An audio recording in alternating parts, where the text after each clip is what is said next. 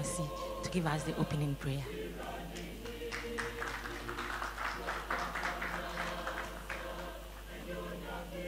Shall we pray in the name of the Father, and of the Son, and of the Holy Spirit? Father Almighty, we thank you for the gift of this day. We thank you for this opportunity for these deliberations about forced labor and human trafficking. You created man in your own image and gave him dignity. We pray that today you will guide our deliberations, inspire our words and our actions, so that we, by our actions or inactions, may not perpetuate these things that are against the human dignity. We thank you. We ask your Holy Spirit's presence among us. We make our prayer through Christ our Lord. Amen. In the name of the Father, Son, and the Holy Spirit. Thank you very much, Reverend Father Agbenossi. This morning we are privileged to have a blend of people from the industry that we are going to discuss, right from starters to the very finest in the industry, and we are grateful to God for that. We will therefore use the opportunity to get to know ourselves for the program to take off.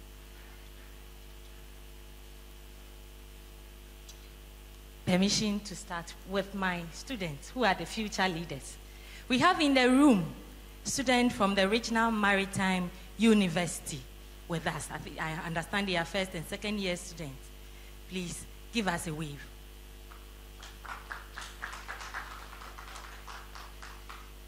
We also have people from the industry, as I said. I see personnel. Since we now go to, we are still expecting others who I'm sure will join us as the program rolls out. We'll now take a turn on the high table. On the high table, from my extreme left, we have Commodore Emmanuel Ayesu Kwafo.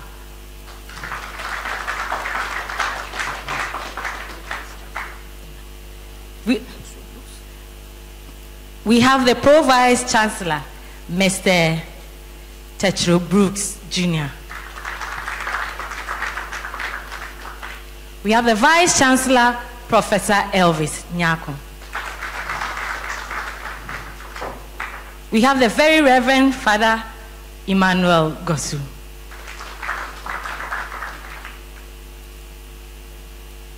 Then we have the Provost Engineer Lamte. Please, I left out his middle name, which is Mr. Adi. Thank you all so much for the introduction. We will do a detailed introduction of our resource persons at the part 2 of the program. Thank you very much. Next on our program, we have a welcome address. As the host, you know, when you go to any institution or when you go to someone's home, the person must welcome you to feel at home and at ease, to render the purpose for which you are there. So this morning we are honored to have the Vice Chancellor from Regional Maritime University give us the welcome address. He will be properly introduced by my co-host. Sorry, MC.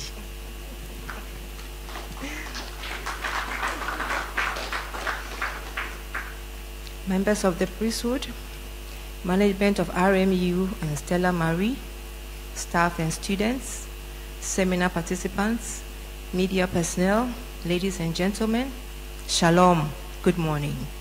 My name is Evelyn, I'm the marketing officer, and I have the pleasure to introduce our next speaker.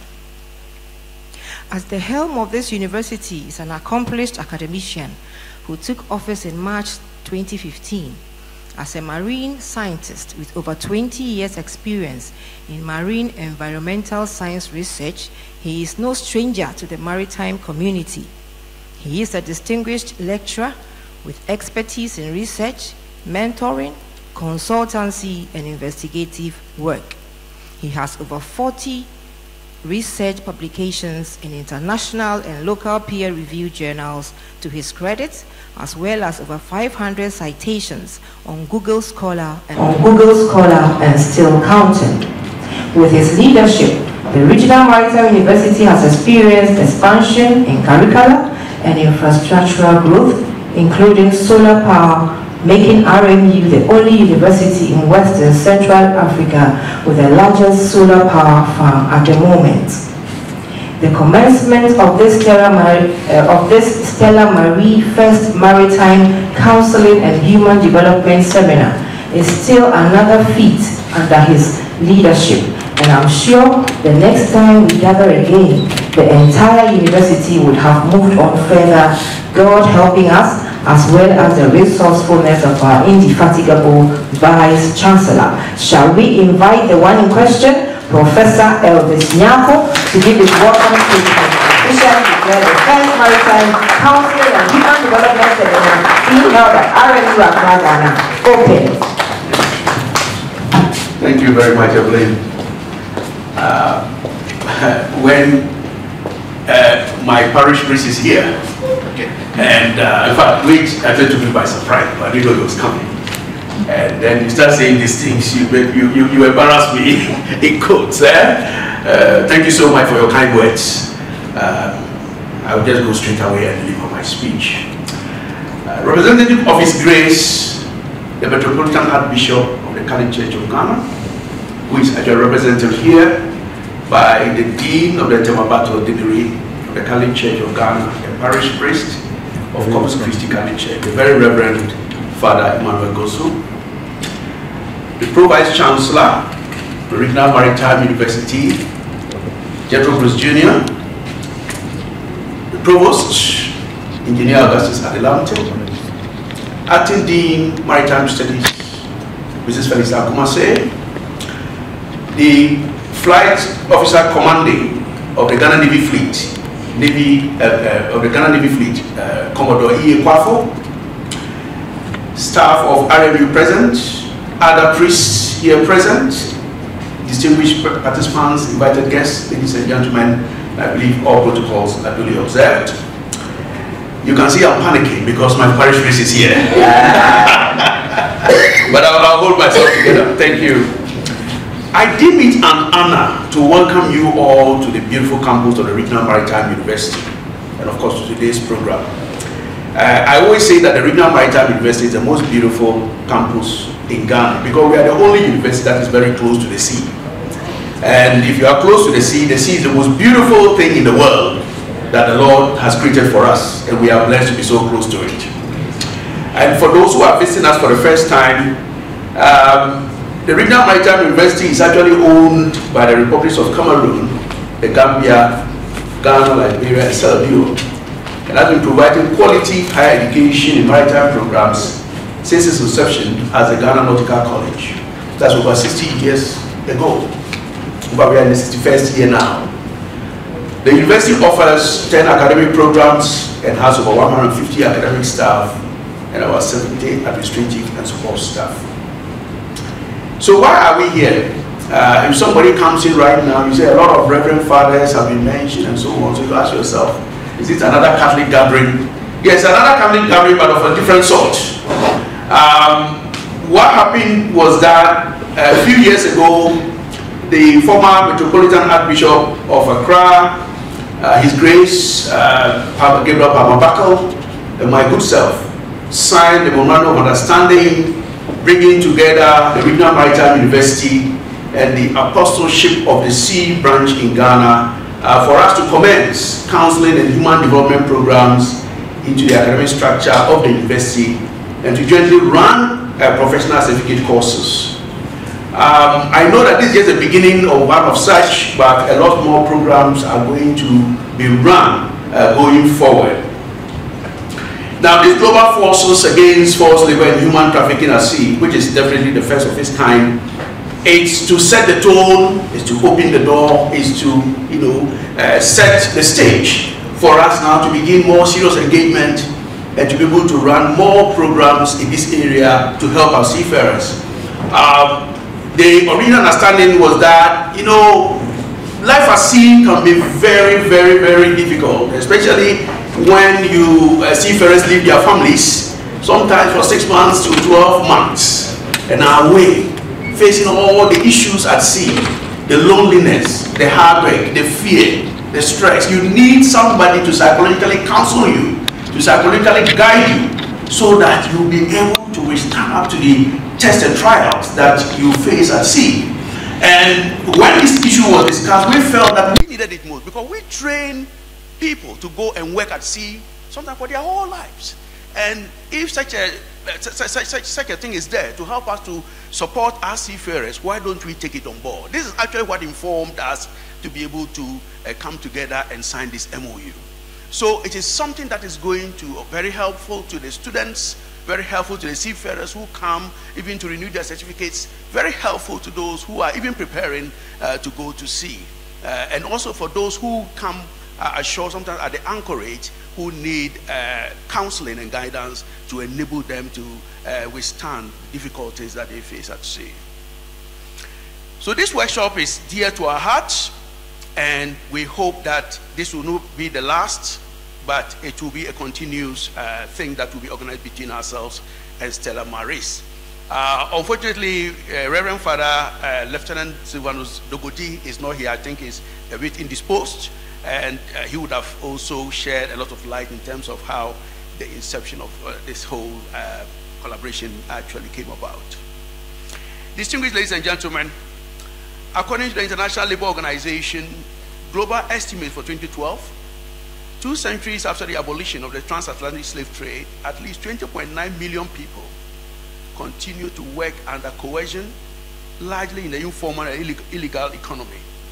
About 90% of today's forced labor is extracted by private agents, primarily in labor-intensive industries such as manufacturing, fishing, agriculture, food processing, domestic work, and construction, among others. The ILO and the Food and Agriculture Organization, FAO, and other relevant intergovernmental organizations are therefore throwing spotlights on the issues, and it is expedient for us to do the same. At the just ended Accra Technical Seminar for participants from the Gulf of Guinea coastal areas of West and Central Africa, it was evident that recent trends within the fisheries sector, including overfishing, illegal fishing, and a shift in sourcing the workforce from developed to developing states, means that more relatively low-cost migrant workers are employed by the fisheries sector. I know what I've also mentioned is that most of these low-cost migrant workers are subjected to all manner of abuse, and sometimes they are even the conduits for the dissemination of drugs and so on, yes, which doesn't bode well and ends up destroying their lives. Lack of training, inadequate language skills, and lack of enforcement of safety and labor standards in the fishing industry make these fishers particularly vulnerable to forced labor, low wage payments, and human trafficking. There are also strong indicators that forced labor and human trafficking in the fishing sector are frequently linked to other forms of crime, such as transnational organized fisheries crime, drug trafficking, and corruption. Most flag states have committed to criminalize and combat forced labor and human trafficking as members of the International Labour Organization, and ratifying parties to the ILO Forced Labor Convention or the United Nations Trafficking in Persons Protocol. At sea, flag states have primary responsibility under international law to ensure compliance with international and national laws on board vessels flying their flag. Some states are, however, unable or unwilling or even uninterested to meet their flag state responsibilities, giving way for vessel owners and recruitment agencies to perpetuate various human rights violations. Since the international organizations are against this, we as a maritime education and training institution will not subscribe to it and will stand with organizations of similar interest to fight against such abuse and human rights violations. Ladies and gentlemen, forced labor and human trafficking are rebranded forms of slavery and must not be encouraged in any form. It is my desire, therefore, that this seminar will be productive and will equip all of us in our line of work so that we'll keep coming back to be reformed, to be retrained, to be equipped, to be able to offer more and more to help abuse all these human rights violations. On this note, and on this calm note, I declare the seminar open And I say, please enjoy your stay. Thank you very much for coming. And may the good Lord bless us all. Thank you very much.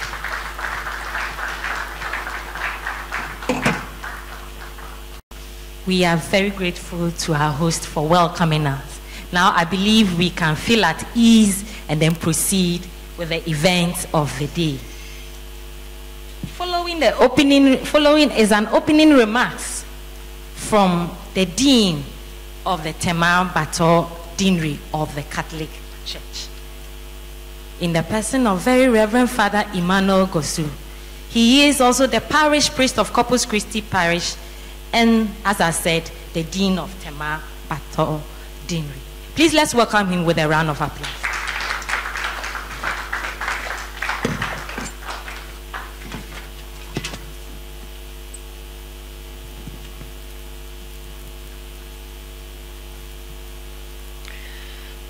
Distinguished guests, pioneer participants on the occasion of the first Maritime Counseling and Human Development Seminar, facilitators for this seminar, friends from the media, ladies and gentlemen, good morning to you all. I am doing this presentation on behalf of the Director of Stella Maris, Reverend Father Sevanos Dogoji, who is currently not too well.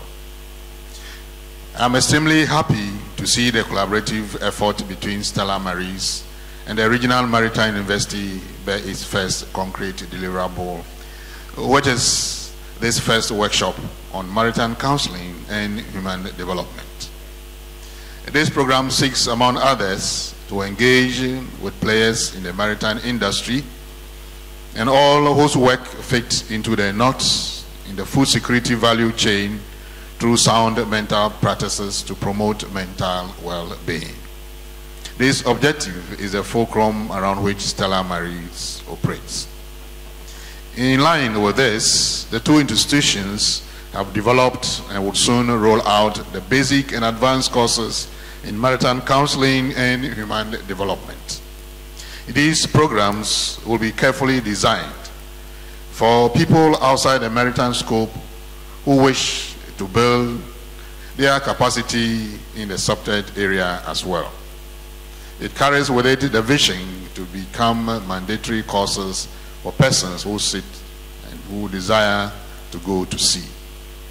Today's seminar comes as a marketing tool to gain inroad into the maritime industry. We urge all participants to create the multiplying effect for the program by engaging with colleagues and supervisors beyond this workshop on knowledge about us and what we do, and most importantly, what we aspire to do. Distinguished ladies and gentlemen, a string of reports on forced labor and human trafficking in the fisheries sector suggests that fishers, many of them migrant workers, are vulnerable to severe forms of human rights abuse on board fishing vessels. Reported cases of illness, physical injury, psychological abuse, sexual abuse, and death of crew mates implies unsafe and exploitations at sea.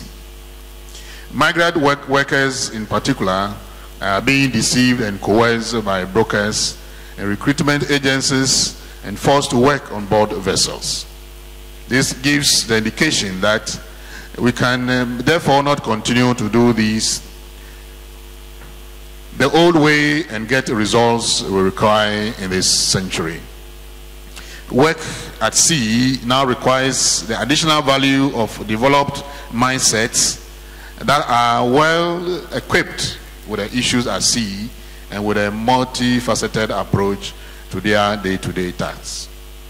This 3 hours program has been carefully designed to discuss the issues on forced labor and human trafficking as they are, and create the platform for participants to share experiences. The seminar is therefore aimed, 1, to raise awareness on the dangers fishermen and seafarers are exposed to the organizations whose work is it to ensure proper working conditions to the fishermen both at sea and at the shore. 2, to promote discussions on the various forms of human trafficking and forced labor associated with work at sea. 3, to identify interceptive programs that can be employed to curtail forced labor and human trafficking in the fishing sector. Ladies and gentlemen, I encourage a participatory approach to today's seminar. Let us create an environment to learn from each other, and most importantly, let us share our experiences from the work we do to enrich the seminar. Thank you very much, and have a fruitful seminar.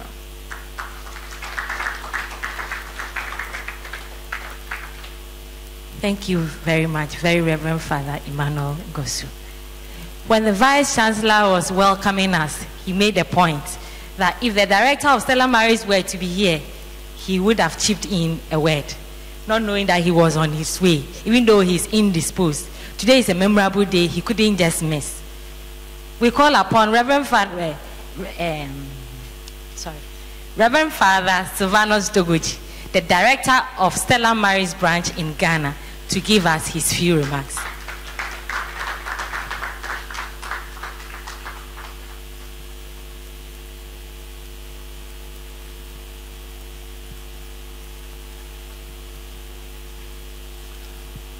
So good morning to you all, and all protocol observed.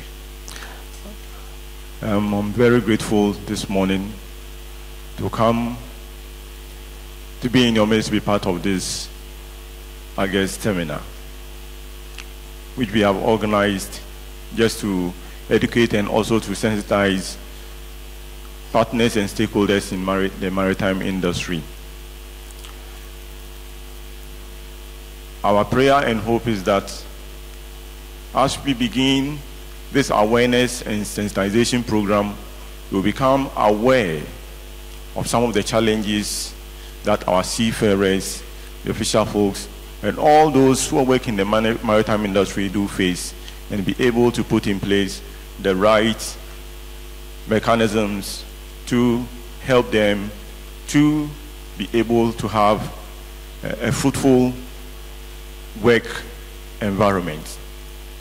My hope is that this seminar will be fruitful, that all that we are coming to share here will go a long way to help us in our various responsibilities at our workplace. I say thank you for coming to participate in this seminar. Enjoy your best as you listen, and also share your ideas with us. Thank you very much, and once again, you are all welcome.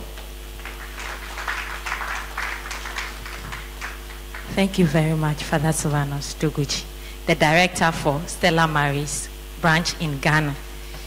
Stella Maris is a branch as part of about 354 other branches worldwide, serving the seafarer industry.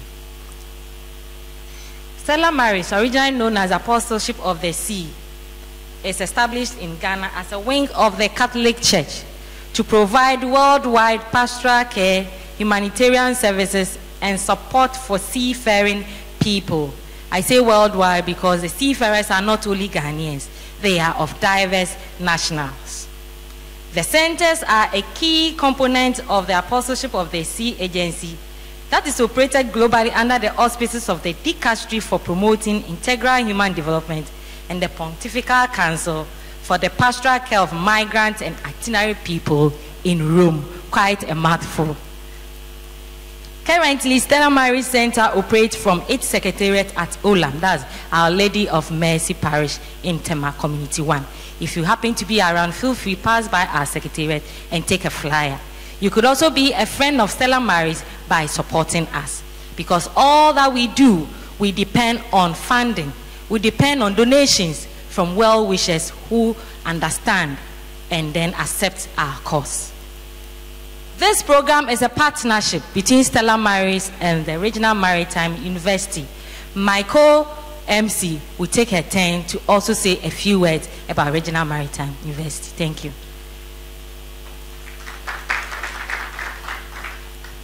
Thank you very much. A brief on the Regional Maritime University.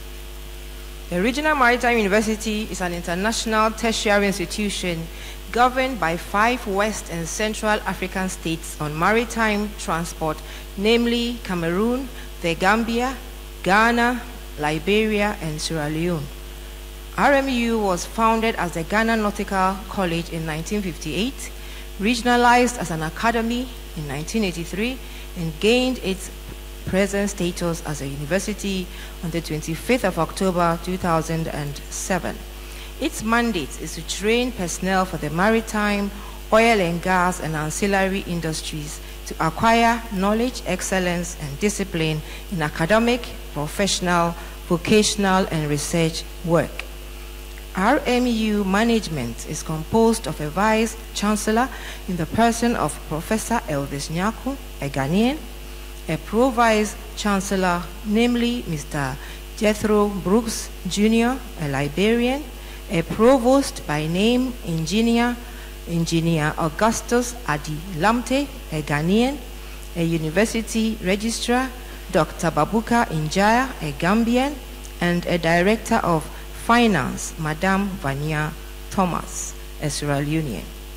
Training offered includes MSc in Renewable Energy Engineering, Bioprocessing Engineering, and Environmental Engineering, MA Port and Shipping Administration, BSc in Engineering Disciplines, Information Technology, Port and Shipping, and Accounting, upgrading Certificate of Competency programs, etc. It also runs the IMO mandatory and other short courses and seminars. To enhance teaching and learning, RMU has upgraded its facilities to modern standards, including a bridge simulator for training purposes, a 4-mission engine room simulator, Class A, for training purposes, crane simulator, state-of-the-art equipment for laboratories to support its oil and gas training and other programs. Collaborations and strategic alliances have been forged with academic institutions and industry players, including University of Ghana Graduate School for the running of master's program in Ports and Shipping Administration, Shanghai Maritime University, China for undergraduate and postgraduate programs, Shanghai Ocean University, China for postgraduate certificate in marine fishery technology, Sibrema Maritime Training Center, SMTC, Malaysia for oil and gas, mandatory and ancillary short courses, Seaworld Engineering Limited for technical support and equipment for oil and gas training, Bernard Schulte for onboard training for RMU cadets, TechNIP for support of students, project and internship, RMU ARSTM Gogin for regional maritime safety and security training for capacity building among coast guards and related functions with regard to the constantly changing threats of piracy and armed robbery at sea, etc. And you can also add Stella Maris also. And the Ghana Navy, you know, it goes on and on. RMU's vision is to be a globally branded university for education, research, and consultancy in the maritime and allied fields. To drive this vision, RMU aims by its mission to be the best institution in Africa, providing world-class education, research, and consultancy in maritime and allied fields to support development in member states and beyond. Our core values are productivity and discipline, one chunk, integrity, accountability, and transparency, excellence and creativity, collegiality and teamwork, equal opportunity and respect for diversity. Then the last chunk is social and environmental responsibility. When you put all of them together, we get an acronym we call PIECES. The Regional Maritime University, a global brand for maritime education and training, is committed more than ever to nurturing critical thinkers, creative innovators, problem solvers, and transformational leaders. The university's strength lies in management's commitment to academic excellence and professional discipline. Thank you very much.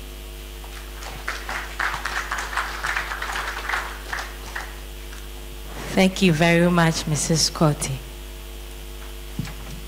We have finally brought the part 1 of the program to an end. I'll kindly ask that we all be upstanding, go outside, and then take a group photograph, please, with your permission.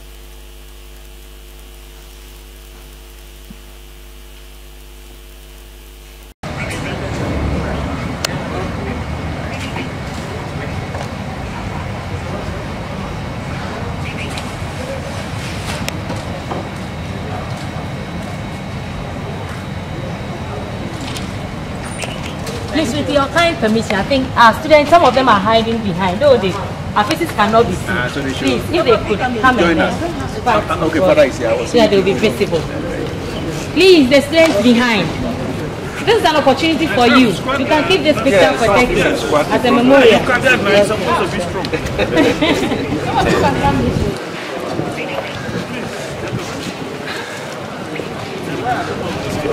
Please, you can make a second line.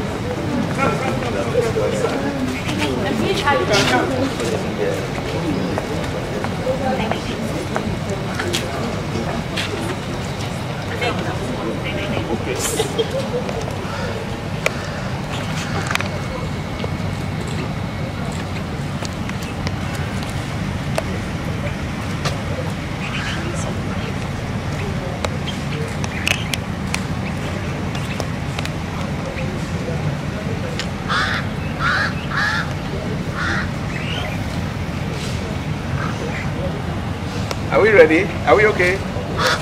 Okay.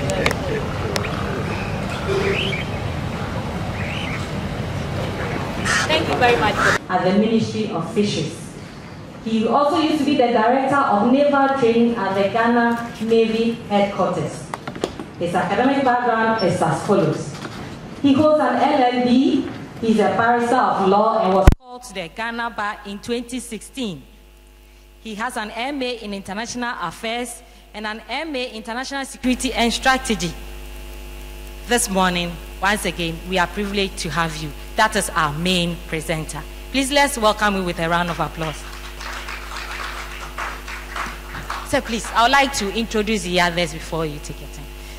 The next for the presentations, we will also have another presentation from Reverend Father Emmanuel Obin Kujo. Please give us a wave. Reverend Obin Kujo was incarnated into the Catholic Archdiocese of Accra. He is a consultant researcher in migration with the JSU IRP. I hope I'm mentioning it well. I'm not so comfortable. So I don't know how to mention it very well. So you can take the opportunity to teach me. Yes, sir. For his qualifications, he holds a BA in Religion and Sociology, an MPhil in Sociology, and a Bachelor of Theology, and a postgraduate diploma in Education. This morning, we are privileged to have you as a presenter. Thank you for coming. Then for a gender balance, we have a female who will also be doing us the honors this morning. She is in the person of Mrs. Elizabeth Dazi.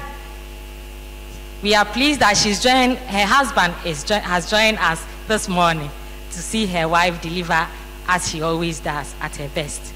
Welcome, Mr. Dazi, too. Mrs. Dazi is a clinical psychologist and a member of the Ghana Psychological Council. She holds an MPhil in clinical psychology. Mrs. Dazi, welcome to this morning's program. Please, our main presentation will... Yes, thank you, thank you. Thank you so much. Thank you. I'm sorry, Mr. Yabua. Please forgive me. So we'll now have a main presentation. Let's welcome him with a round of applause.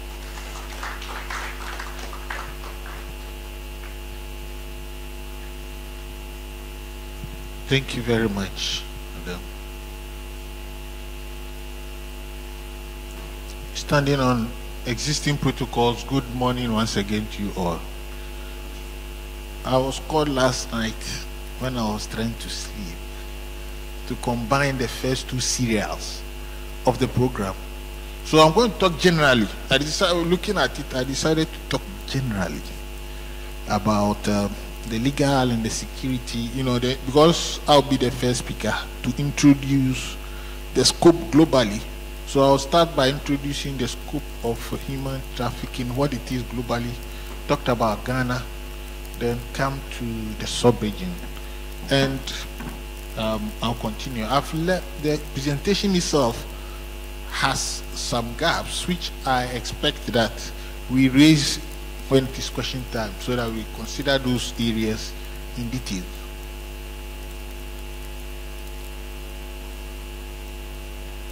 By way of introduction, it's interesting to see that more people are in slavery now. In fact, this year alone, more people are in slavery now than the total of the 400 years of slavery. If you add it, it's not as much as the number of people, under slavery now, forced labor, doing things they are not supposed to do. In fact, it's an epidemic. Say estimated 120 million children working full time, and 20.4 million between the ages of 5 to 17 in forced labor, armed conflict, prostitution, factory workers, street beggars, etc. In fact, I've often been passing in front of 37. If you pass in 37 hospital frequently, you see children there when they are supposed to be in school. We are all witnesses. They are not supposed to be there. But who can correct that evil? So child slaves exist in all parts of the world. Children actually don't have a consent. Whatever, they cannot consent. They cannot say what they like, or if their mother says they should go, they go. So, like the children we find at 37, I'm sure there are some from the airport road, you find children there doing what they are not supposed to do. They are supposed to be in class and not be there begging. When they beg, some adults collect it. Cotton fields in India, charcoal production in Brazil, it's not only in Ghana. Gold mines in Peru, stone quarries in South Africa, South Asia, camel jockeys in UAE, sex slaves all over the world, including the US and other developed countries. So Ghana is a source, transit and destination country for trafficking of human beings. That means trafficking of human beings starts from here. Some people are also trafficked through here. Then some also come here. This is their final destination. So it's a dream of some people to be brought here, to be abused. Trafficking within Ghana is more prevalent than transnational trafficking. What I mean by that is that we ourselves, within ourselves, we have a lot of internal trafficking. We take people from the north and do a lot of things, north to the south, east and west, crisscrossing. And pardon me for the spelling of Ghana, we have to do it in the night.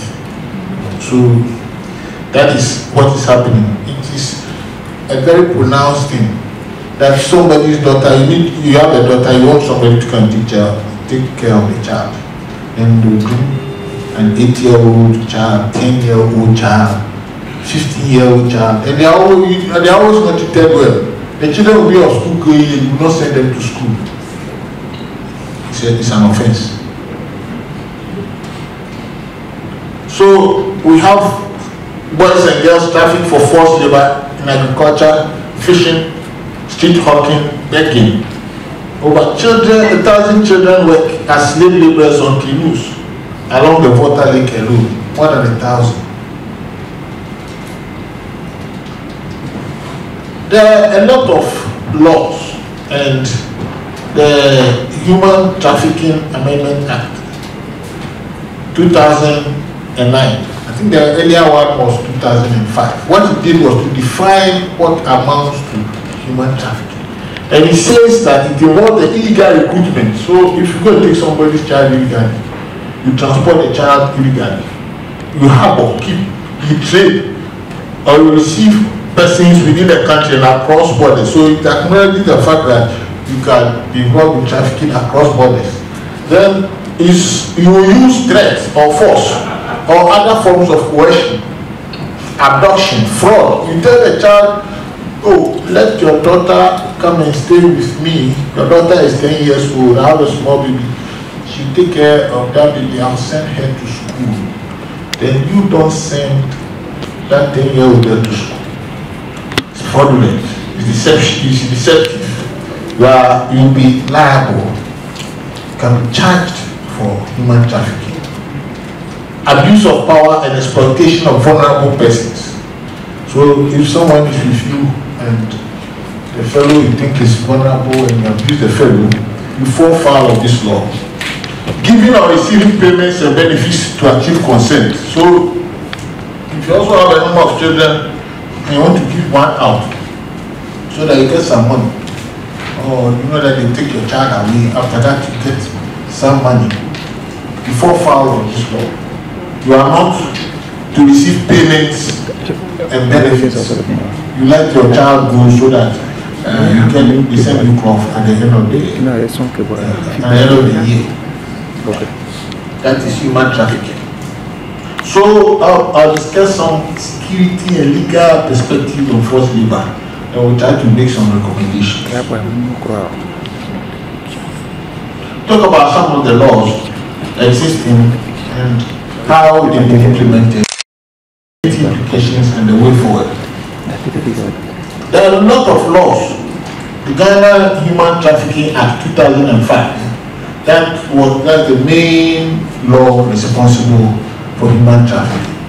The definition of human trafficking was amended in 2009 so that it comes abreast with current trends. So it was amended 2009. Immigration Act also has something on human trafficking. Then this regulation was also made, LI 2219. Regulations are often made from laws. In fact, it is these laws that gives birth to this regulation. And regulations brings out some fine details of the main law. So if you have the regulation and there's an act, then we know that the act is the superior. And the regulations brings out some details which the act of parliament is not able to cover. You see that for this period, 2005, this act was passed in 2005, but the regulation was made in 2015. So between 2005 and 2015, the regulation was not there. So from 2005, it was really this law that applied. During that period, it was thought that the laws against human trafficking was as serious as the laws for rape. But when the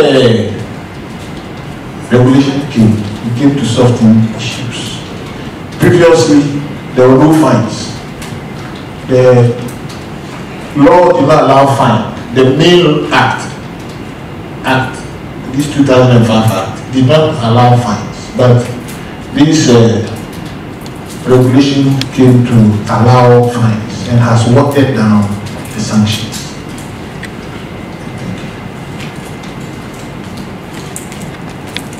Yes, so this is a report from U.S. State Department. The U.S. State Department is one of the foreign agencies.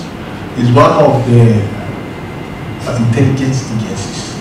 It's like the Ministry of Foreign Affairs of the United States. So that is the State Department. And they gave a report on Ghana. You see, these foreign partners are very useful because they can give objective reports. When they see something, they can see it. But here, you can't see it. You can't see it. Am I telling lies? You can see it. It's not everything you see that you can see. So these people are very useful. So they gave some analysis. They are able to assess the Ghana government. They have the muscles to do that. So they are very useful partners. They help us a lot. So they wrote some comments 2018, and they said that the Ghana government is making significant efforts to eliminate human trafficking. So the government is doing well, and The government has validated, implemented national anti-trafficking plan. So there's a plan also in addition to the laws, and has allocated and expended funds for the plan. It has given money. Sometimes when you get money you can't spend, but they allocate the money and spend for the plan. So the government is doing well. It is able to prosecute and convict labor and sex trafficking offences. So prosecution and conviction of labor and sex trafficking offences, yes. So the government is doing well. But it also went on to say that there's still room for improvement. And it talked about there's a need for increasing interagency cooperation to assist victims. Increasing interagency cooperation. It is very, very important. And I'm happy that the Navy has been involved, because when we go to sea, it's the Navy that is there. You go on a fishing vessel, and the crew will tell us that the Chinese captains are beating them.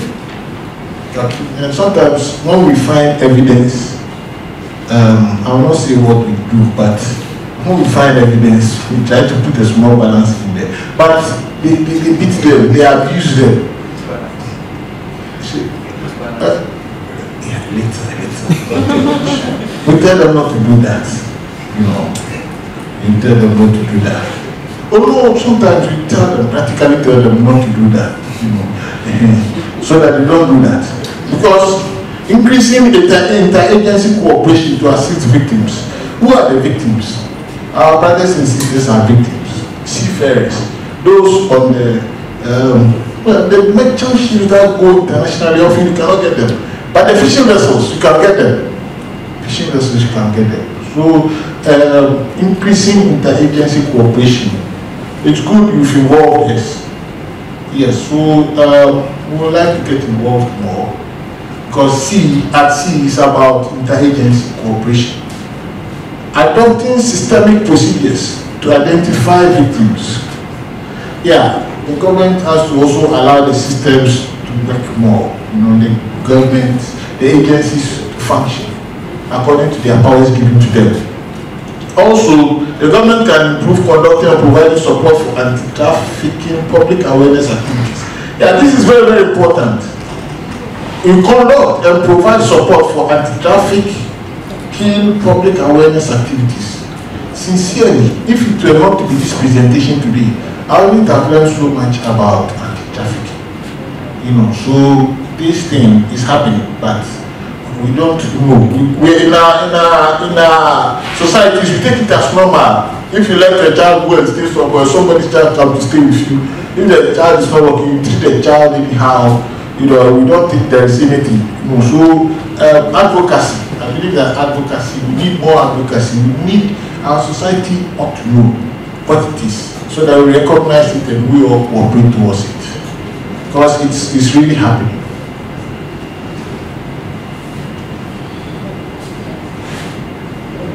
Okay, so he's talking about lack of sufficient resources for investigations and evidence collation. Well, as for resources, they will never be enough, but at least there is some. Shortage of state attorneys, sentences by court, not deterrent enough. Oh.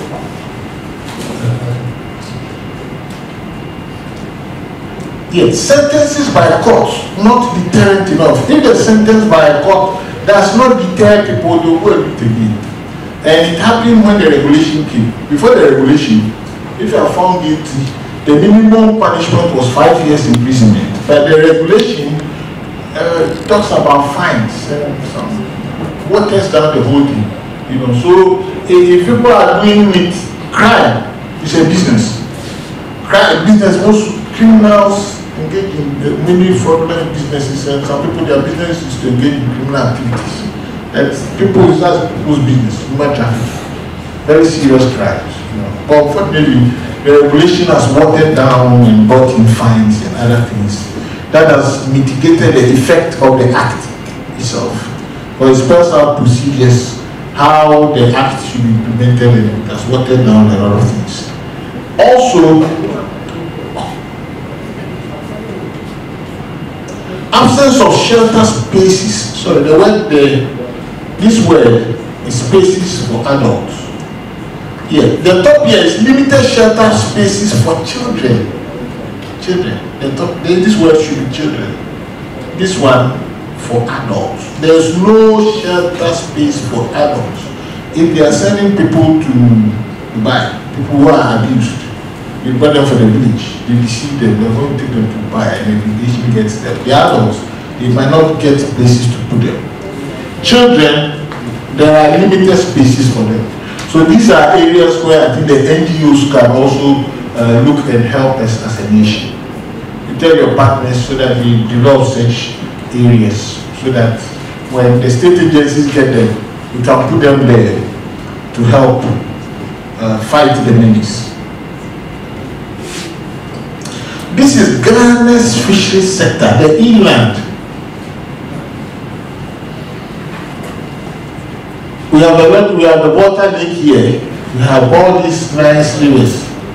Recently, I visited the Pra and the Cobra rivers. They are very beautiful rivers. We are all very, very brown. I'm not sure human trafficking is involved, but human trafficking or forced labor, some forced labor has been happening somewhere, causing the water to be brown. I believe that in our gold mining, legal gold mining areas, they will be doing forced labor. Yeah, so Ghana's fisheries sector, here, we have people who fish there, who just go out to catch fish. We call it capture fishes. They go and capture it. My brother from the Ministry of Fisheries, pardon me if I use your terms, you taught me. Capture fishes, they go and capture the fishes. And there are indigenous, in fact, primitive methods of fishing. They are not developed. The primitive method requires that a small boy jumps into the water and scares the fish in one direction.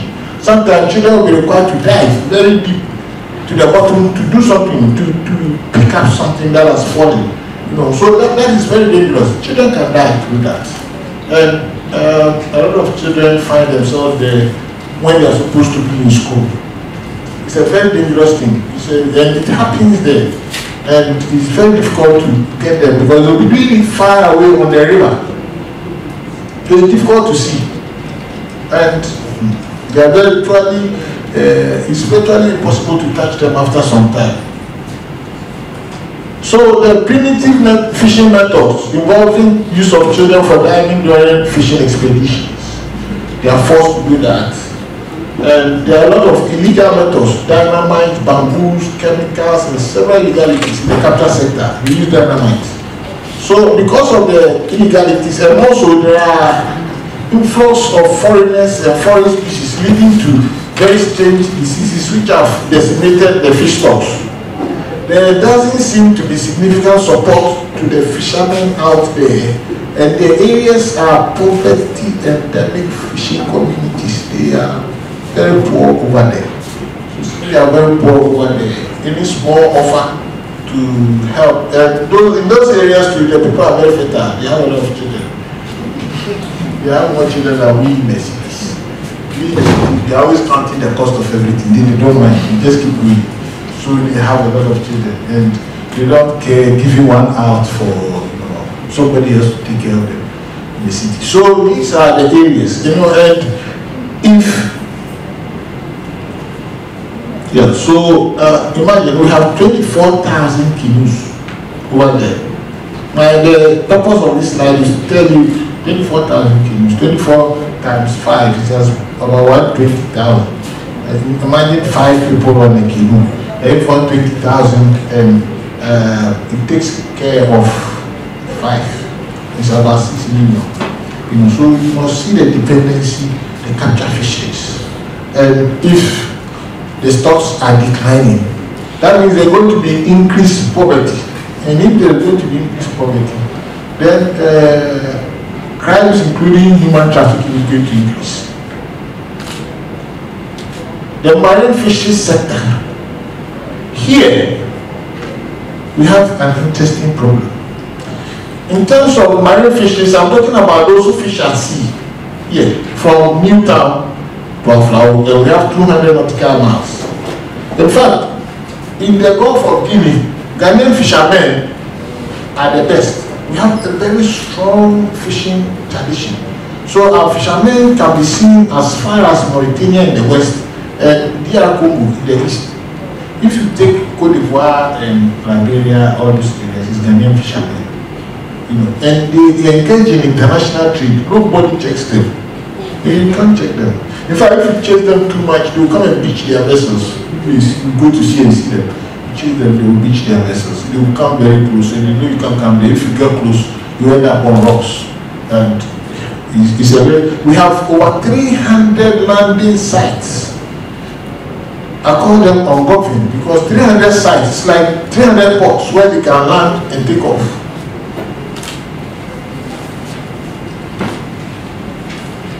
Just a coastline of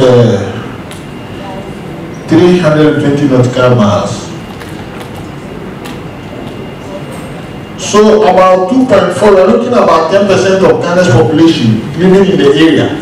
And more than 300 ungoverned, I'll use this word, ungoverned landing sites, because if behind the window along the coast you can land your canoe, you can land it there. And the canoes travel everywhere. They don't use navigation equipment. They go with, rely on oral tradition. I mean, traditional and passed on over the years that they used to navigate, and it serves them well.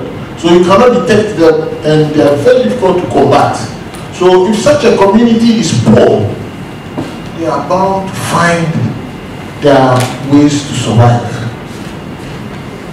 So we say we have the most dynamic fishing community in West Africa, and the fish stocks is estimated to crash by 2020. There's a scientific and technical working group that is saying that the fish stocks, Ghana's fish stocks, will crash 2020. 2020 is next year. It's next month. Let's hope it doesn't crash, but I'm not too optimistic anyway. Because what it's a natural resource that ought to be managed the way it ought to be managed. We can't just do whatever we like to it. Cote d'Ivoire, instantly. We can call Nigeria, we can call Benin. That relationship is there. You know, so we have to deepen that sister agency relations among the states. We also have to increase advocacy. Yes, so Father Silvanus, we have to blow the trumpet harder. We blow it among the seafarers, but the populace we have to know. Yes.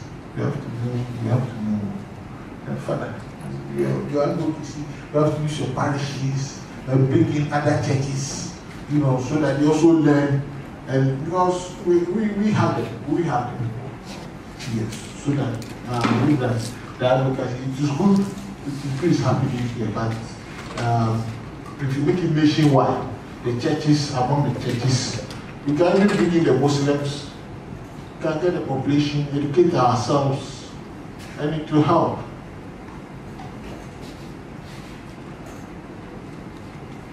Okay, so about 30 minutes we have looked at the global scale of human trafficking. We have looked at bunkering. And if we don't do illegal bunkering, then we shall be able to identify drug smugglers and fight them. Be able to identify human traffickers and fight them. But where the canoe fishermen, we are about 10% of the nation's population, becoming poorer and poorer, then we, the state agencies, will have a lot of work to do. Thank you very much.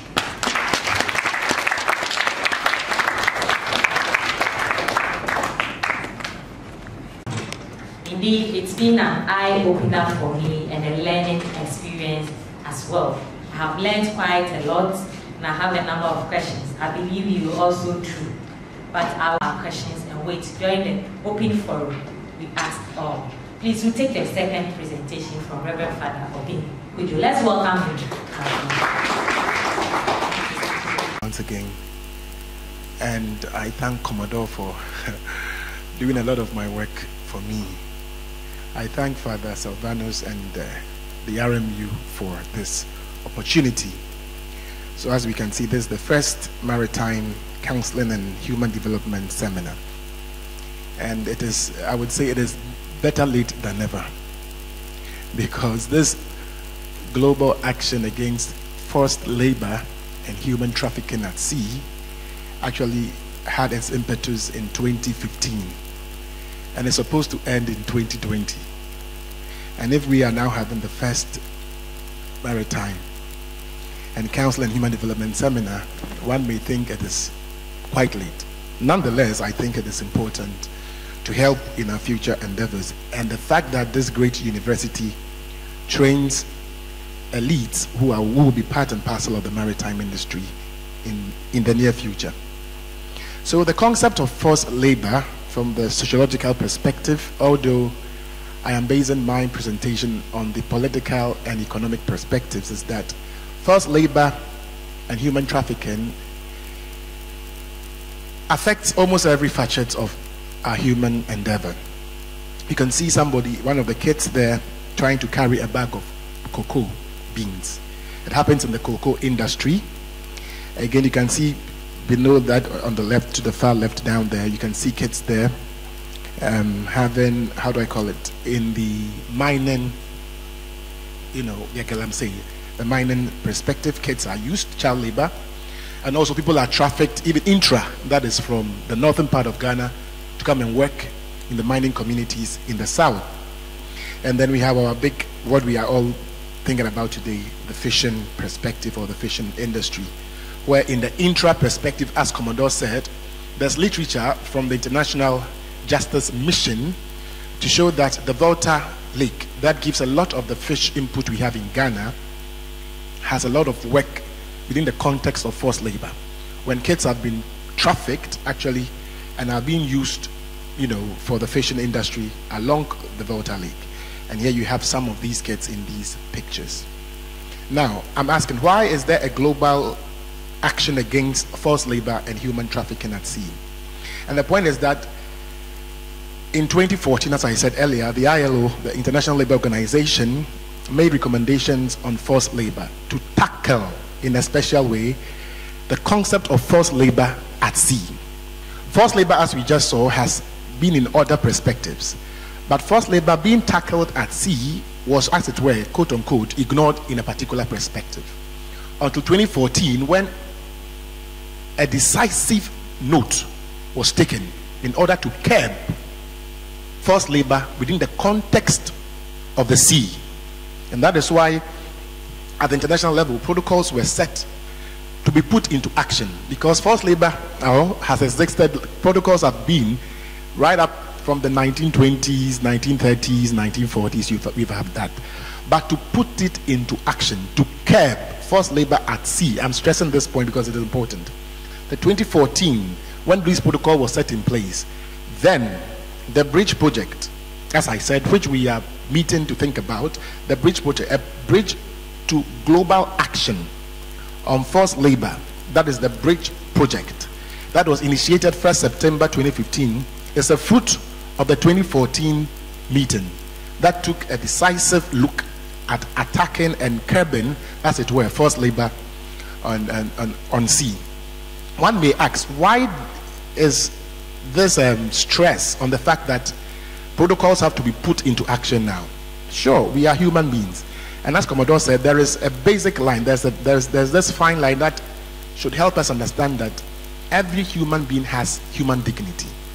In as much as man has dignity, every person, it is not a matter of just work, but working under conditions that have contact or follow the United Nations Human Rights Acts or conventions. And that is why this endeavor is very, very important. Commodore has stressed on this, so I'll be very quick on that. Trying to ask, what is forced labor actually about? Why all these protocols? Why all these so-called conventions? And what is human trafficking? Commodore has done that, so I think I would move a little bit fast. As we can see, the ILO on forced labor conventions, 1930, number 29, 1930. So if after all these years, 2014 is when we are actually setting the pace for actual work to be done with respect to the sea, then we must know that there's so much work for us to do and so much work for us to catch up.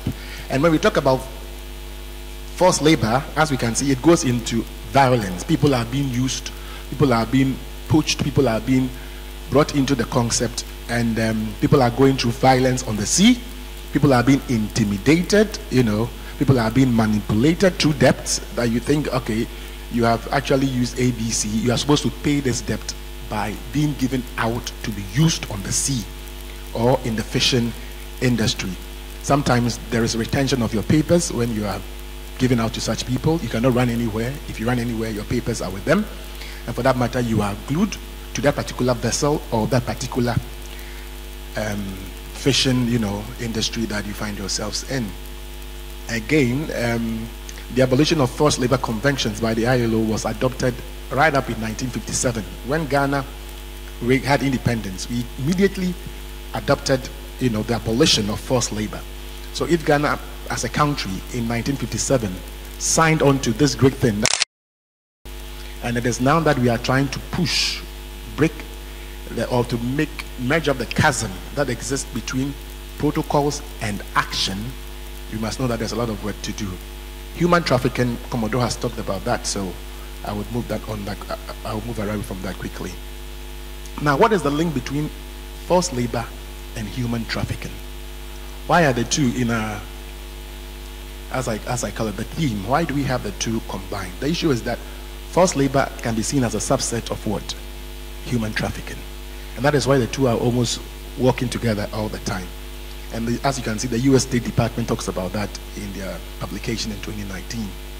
Now, the breakthrough. What is the breakthrough about all this stuff? I've talked about this not long ago, that in 2014, I call it the breakthrough of June 2014, when countries said, oh, okay, enough of the rhetorics, enough of the paperwork. Now let's go into what? Action. So I wouldn't spend a lot of time here too. And that is what gave birth to the global action against forced labor and human trafficking. Now let's go to the fishing narrative here. Why is forced labor and human trafficking of fishers at sea, why is that happening? Now the point is that there are always pull and push factors. The push factors, what factors will enable a person give him or herself up to be used in forced labor? And again, what is it that the person sees, for which reason a person is pulled to come into this perspective? And many, you know, concepts of modern day slavery which we see in forced labor and human trafficking talks about the fact that human beings are entering into this perspective, as Commodore said, because of poverty. So poverty is a big issue. Wherever you go, poverty is an issue. Because if somebody is going through poverty and is told, come and work on a vessel, it would give you money. After 6 months, you come home, you have some money. The person didn't have opportunity to come to Regional Maritime University. The person has no qualification, doesn't even have WASI. And he's told, don't worry, we'll find ways and means of getting you to Tema Harbour or Takrade Harbour to be on a vessel to go and work. 6 months, we'll bring you back. You come back, you have money. And he has actually seen people who have gone and have come back, and as they call it, are blowing cash.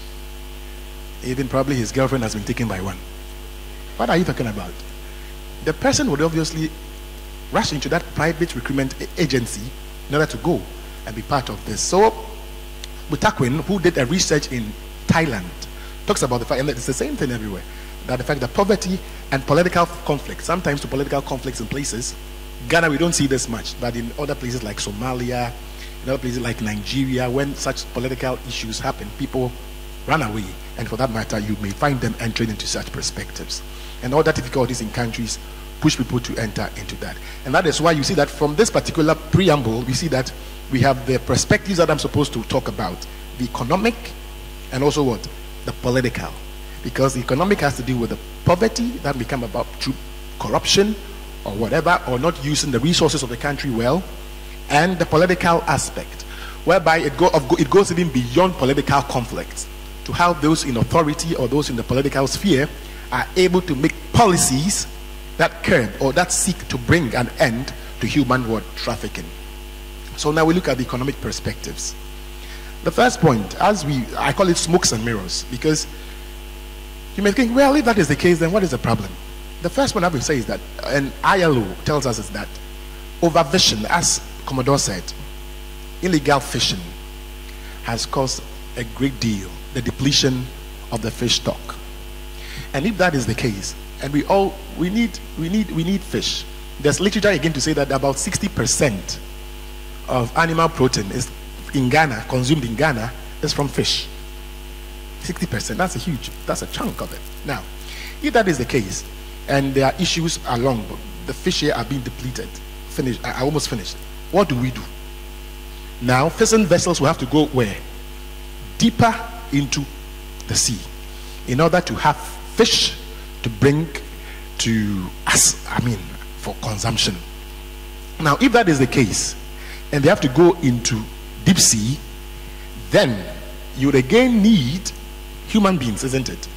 Who would be on these ships as they go deep into the sea to fish.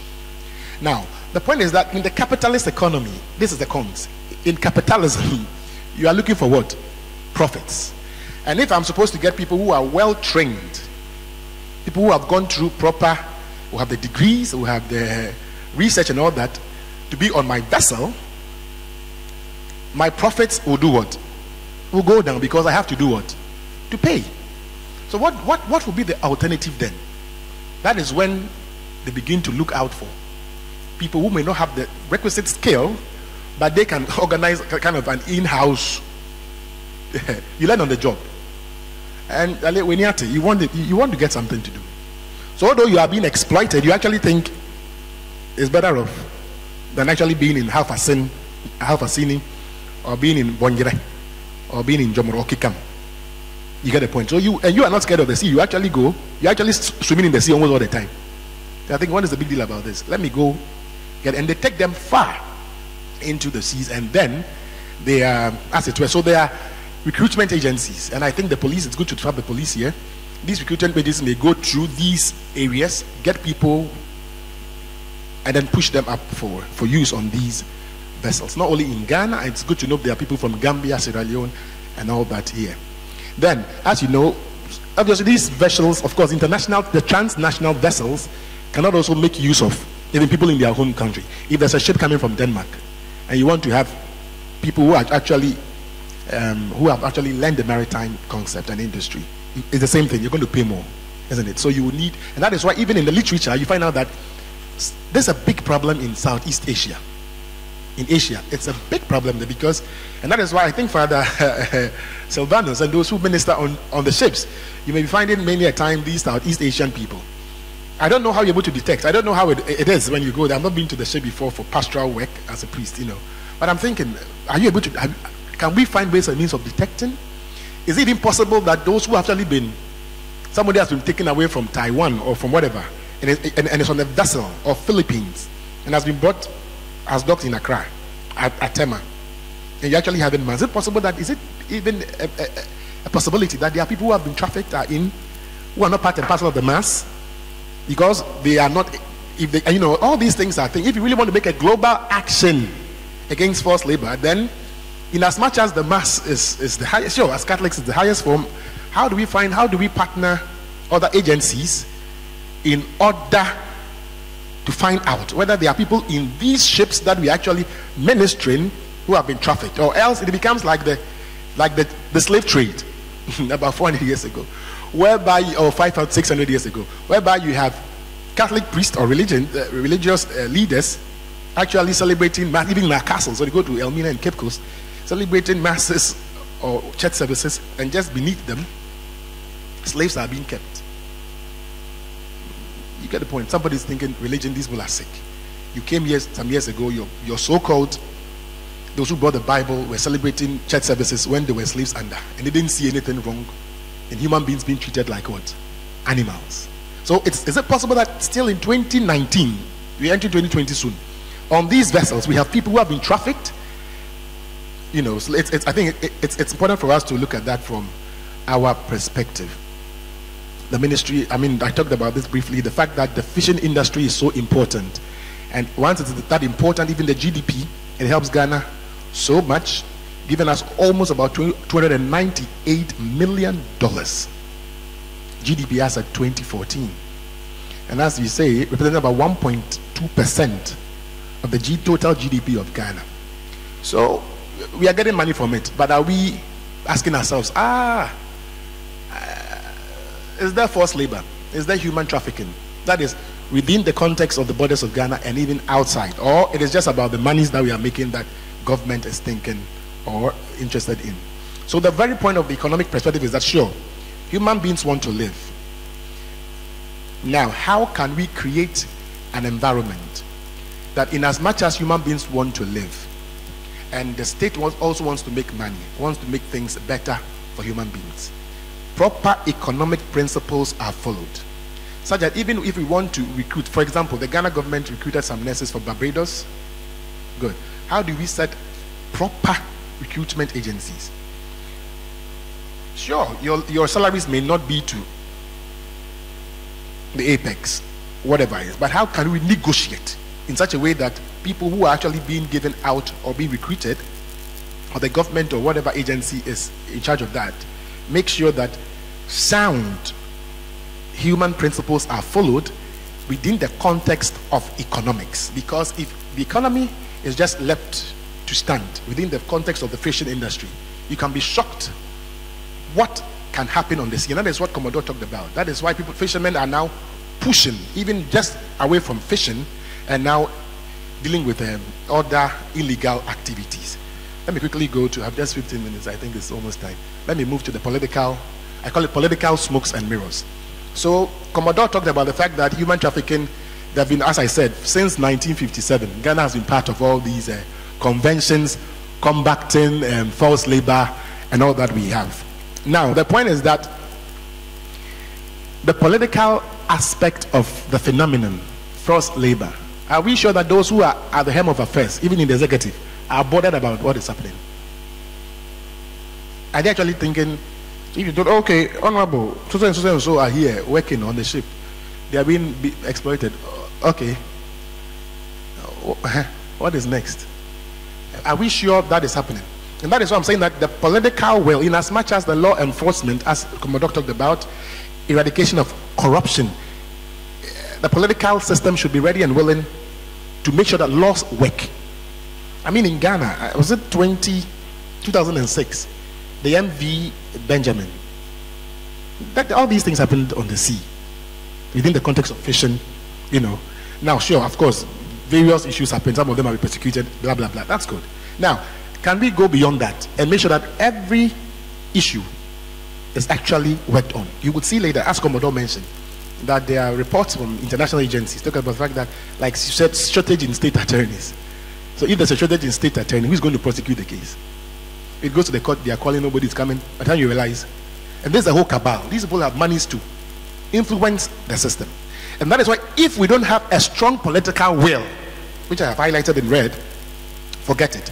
We'll just be doing the usual thing of paperwork, conventions, signatures, but the menace will still be working, you know.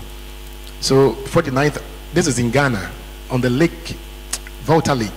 Believe that over, as of 2016, over 49,000 children. So in as much as we are looking outside, vessels that are working outside, how do we also look inside? So this may not be within the context of immigration.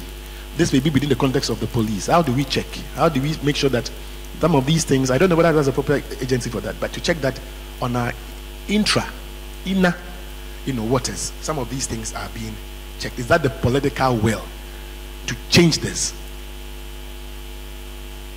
And it talks about the fact that, you know, the forced labor concept on the sea is also linked to transnational organized crime.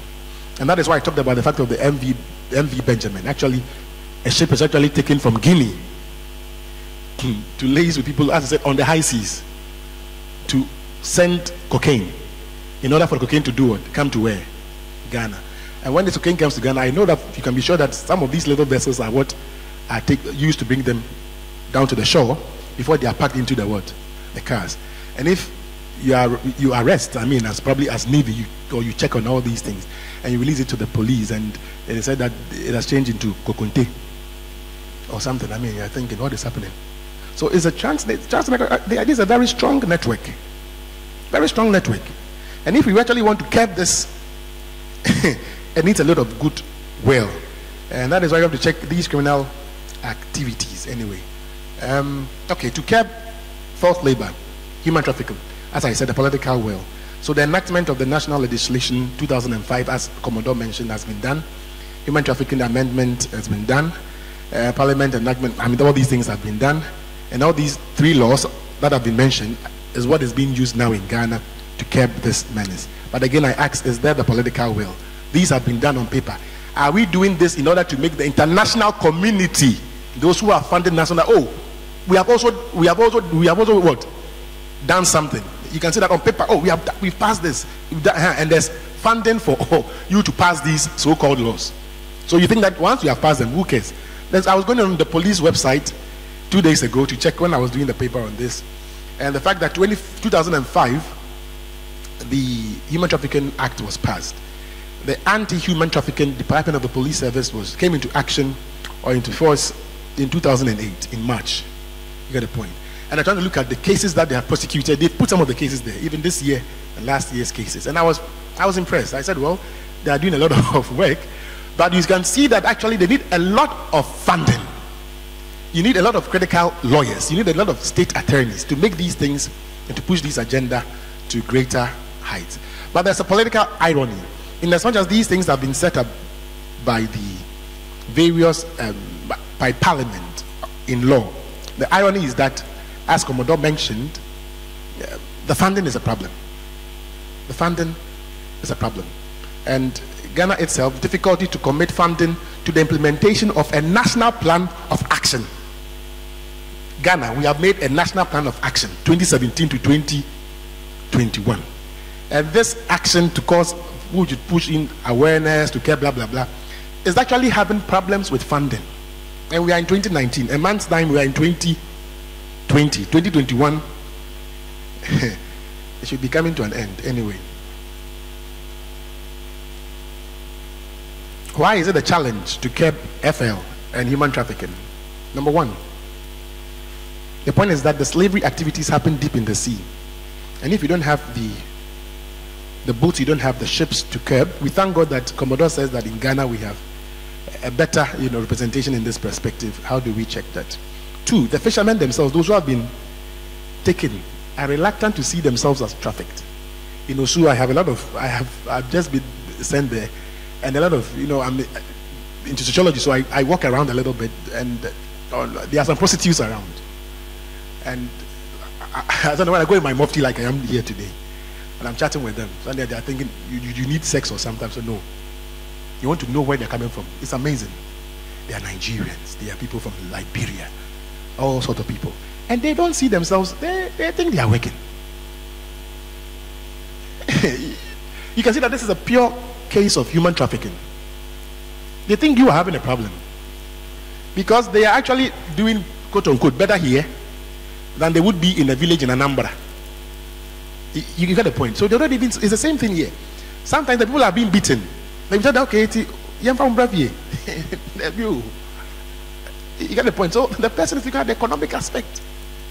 And that is why the political will should be there in order for us to bring these, you have the willpower to bring them home and to integrate them so that they don't go back. And that is why there's literature to support that corruption has a correlation with human trafficking. And I'm like, wow, then Africa has a long way to go, because corruption is a big problem with us here. And corruption will bring about poverty. Corruption will push you out. Yes. Corruption will let something in US or something on the sea pull you out of Ghana. And that is why the political will should be there to curb these things. Or these people will not even see it as being a problem. And government officials do not regard these criminal acts as even human trafficking. They think, Master. I remember one lady, she's a Catholic, Sandra. She's that father. She's at the gender ministry. Two ladies were on their way from Obuasi to Kuwait. And the driver realized that they didn't know Accra. But they were on phone with the recruitment agency guy. So the driver actually asked Commodore, said, we need more advocacy. The driver was smart. The driver drove them to the police station. The neighbor. There are two ladies in this car. I think they are traveling. They don't know what is happening. He suspects that. Get the point. So they get back, the police come for these ladies and they try to talk to the people and they get the recruitment man. Now, prosecution. You won't believe that the assemblyman from the girls' hometown around Obuasi, there's a suburb there, they all came to Accra. And they have problem. Even the driver has a problem. He said, Father, the driver himself was even tired. Because now he's the demon. He's the one who has caused all this. They don't even, the assemblyman is thinking, and mind you, assembly man is part of parcel of the political system of our country. And it's having a problem. Why did you even do that? They think the driver is a demon. And has actually stopped. And the girls' parents were very sad that they have prevented the girls from traveling. They light human trafficking. That is the point. So, well, it's up to us. I'm telling you, people may say it in public, we may do, oh, okay, we are fighting this, but when it happens, are we sure that our politicians are ready to kick against these things? Or they think that these are avenues for people to actually go out of the system to also find, like my research I do with the migrants, irregular migrants who use, in fact, that's my area, those who use the Mediterranean. It's tough. They are dying, they are taking their own urine, drinking. Some of them have to dress like women, and the Libyan security officers will intentionally, because this is an Islamic country, you can't take off. But they intentionally speak with them. They learn some of the Arabic sentences, the most greetings and all that, as they're working on the desert. In order to test whether these are females or males, they intentionally try to greet them. So the immigration officer will try to greet you in Arabic. When your voice, this is male, this is not female. They arrest you, they beat them. They beat them properly. And there are people there think that something, everybody there thinks that, but suffer. If you don't go, you are not a man. It is almost like puberty rights. If you have not gone and come back, you're not seen as a correct man. Even so, the MP of that area may think, may come and say, we are fighting, but trust me, on the real basis, it is part and parcel of their system, even to push anyway. So what Commodore said, I just picked the whole thing. I didn't want to dilute it. This was from the UNHCR 2018 report on Ghana. Talked about the fact that the government of Ghana does not fully meet the minimum standards for the elimination of trafficking. Nonetheless, they try to mention some of the good things the Ghana government has done, which Commodore mentioned. I wouldn't like to continue mentioning it. However, as I said, they talked about the fact that corruption and political interference. So, immigration service, with all respect, just as an example, you may have found traffickers, you may have to do blah, blah, blah, blah, blah. You never know what, because it's a transnational crime. You never know what their counterparts in Nigeria, who are in government, may have spoken to a government official where? In Ghana. So, your assistant, whatever, you are handling the case. By the time you realize you have been transferred, you are stubborn. You know, free. They transfer you to Elubo. Elubo, you are even lucky. To a place that you are going to create a new immigration office there, because we need you after the system. It's rather that for the case to be, they know what I'm talking about, to be checked. So it is happening. It is happening in Ghana, and it's again insufficient funds. Sometimes even when international agencies have released money, the political system in Ghana here, the money. I know of a lady who was working with Ministry of Health, was on scholarship, $60,000 by Danida. Recently, Danida pulled out of Ministry of Health. Yeah, one of those issues, $60,000 for her to go and do International Health Administration. She was pregnant. So the thing is that when you are pregnant, you cannot go on scholarship. Nonetheless, when you give birth, you must do what? Go and do that. And for her, she was told, you cannot go again because you are pregnant. But we'll get somebody else to go. She's going to deliver, has come back over a year. Then she receives an email from Danida. How is your state? Do you need anything? Say, hey, what mistake is this? Me, I'm in Ghana here. Why are they sending this? So in her mind, she thinks that, these people are making a mistake. Another person has been what? She replies, The Danish embassy comes to Cape Coast, where she is, about 2 days' time. You are the one. You are here. That's impossible. They told us you have delivered. You are in Denmark. Yeah, I'm telling you this. So they come back with the lady to Accra, call the Ministry of Health. The ministers were even surprised. The ministers themselves, they didn't even know what is happening. The system, you can't believe $60,000 has been released, consumed. Okay, they said no problem. Make sure this lady leaves. The leader told Ministry of Health, make sure this lady leaves the shores of Ghana and goes to do her studies in Denmark. Nobody was sent to go and do the studies. The money was consumed. Now, what about if the U.S. State Department, for example, this global action, the amount of money given is almost $14 million for this project. I was checking on the $14 million, not just for Ghana, but for the global perspective. You can imagine the number of countries who may have accessed this money and have not actually used it for what it is meant for. Anyway, so that is the. So sometimes you say lack of funds. The agencies have donated, but are they being used? Let us check that. As Commodore said, state attorneys, our courts, basically not doing the proper way. So, in conclusion, the Palermo Protocol. Palermo is a city, the capital town of Sicily, in Italy. And they gathered there to check on how forced labor can be curbed from all perspectives. 2014, again, the impetus was set. 2015, this global action was pushed within the context of the seafarers movement and life on the sea. 2020, it is supposed to come to an end. As I'm saying, apostleship of the sea, you must now save us. How do we try and find ways and means of monitoring from the economic perspective and the political perspective to see how forced labor, which has a global fight, is being implemented in Ghana? Thank you very much.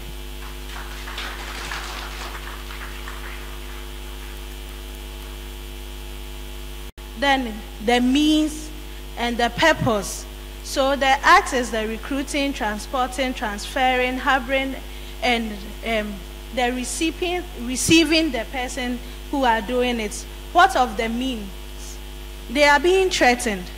So I can't say that this person I'm working with is not my brother or is not my friend, but is somebody who is taking me into doing things I don't want. I've been threatened that if I don't do what you are telling me to do, maybe you kill my mom, my neighbors, or my siblings will be in a position that I wouldn't want any family member to be in it. So they deceive them. They tell them a whole lot of things. And psychologically, it affects them. Psychosocially, they have impacts on them. So the purpose is by exploitation, forced to do commercial sex, just as Father gave the example and others. But the three work hand in hand. So all these things will be the process of human trafficking. The other one, with regards to children, you see that the means or the other aspects will not be there because children, they can't consent to. It's their parents who say, take my child because I'm owing you, or take my child because I need to feed or I need to survive. So children, they don't have any option.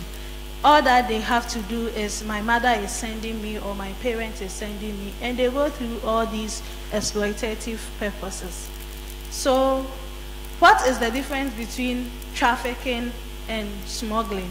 With the trafficking, we will see that the potential victim agree on the basis of false information, with the exception of children who don't have any consent. They are being sent. But the one being trafficked will be deceived because of the information they were given, then centered around exploitation, abuse of the victim. Sometimes, because they are coming from a poor background, they need to fend for themselves. A community psychologist looked at these things and they realized that sometimes it's a community problem. It's not the individual issue. Everybody in the community is fed, and then they'll say that, can't you see Akosia Mansa? She is doing well. What are you doing? So these things will force people, when you come and sweet talk them, they fall victim to whatever you are saying and they follow. Not thinking that individually what I want to do, but they want to impress the people in the community that I also can do something for myself, and they go. Then the smuggling will be like migrants consent to smuggling. They know that I want to go. I know the dangers, like those who go through Libya. They know that this problem exists, but they force themselves to go because they are going there with the mindset that I have to make it, I have to do this. So trafficking, they don't consent to, but smuggling, they do. Then most people talk about the other perspective, leaving the health aspect. So taking it one by one, I'll look at the physical abuse aspect. When they are into forced labor and trafficking, they go through these physical attacks or abuse. Physical attacks, beating, knifing, stabbing, and those things. Torture, sometimes they do ice bath, those who go out to not. Cigarette burns. I had a case like that. The person was living with a Libyan in this country, and because he was asked to do something and he said, this one is against my ethics, I won't do it. They really smoked on him, and later when he came, we called something like he was off. Consciously, this person was there and he didn't know whatever happened to him later. So it was when he was taken through cognitive restriction that he remembered whatever happened to him. And because he said, I won't do it, even in his own country, these things are happening. Then deprivation of sleep. Because you are supposed to work, they don't sleep. The food they eat is very little, even if they will give you some. Then physical restraint. They withhold medical and essential care. They don't get all through this. And if they don't get all these things, what happens to them is either they will die, they have acute or chronic physical injury. They go through fatigue, poor nutrition because they have to drink their urine in the process and others. Then the sexual abuse, it also has the other way, forced vaginal sex, oral or anal sex, gang rape. Then they are forced into prostitution. They come, they feel like they are doing something to fend for themselves, but they are forced to do it. When they go into the sex activity, they give the money to the owner. It's not for them. They will be masking that everything is okay with them, but behind the scene, all is not well. They are forced to do so. And they end up with HIV, STDs, and acute chronic pain during sex if they are free. Later on, when they are free from this labor, they face all these problems in return.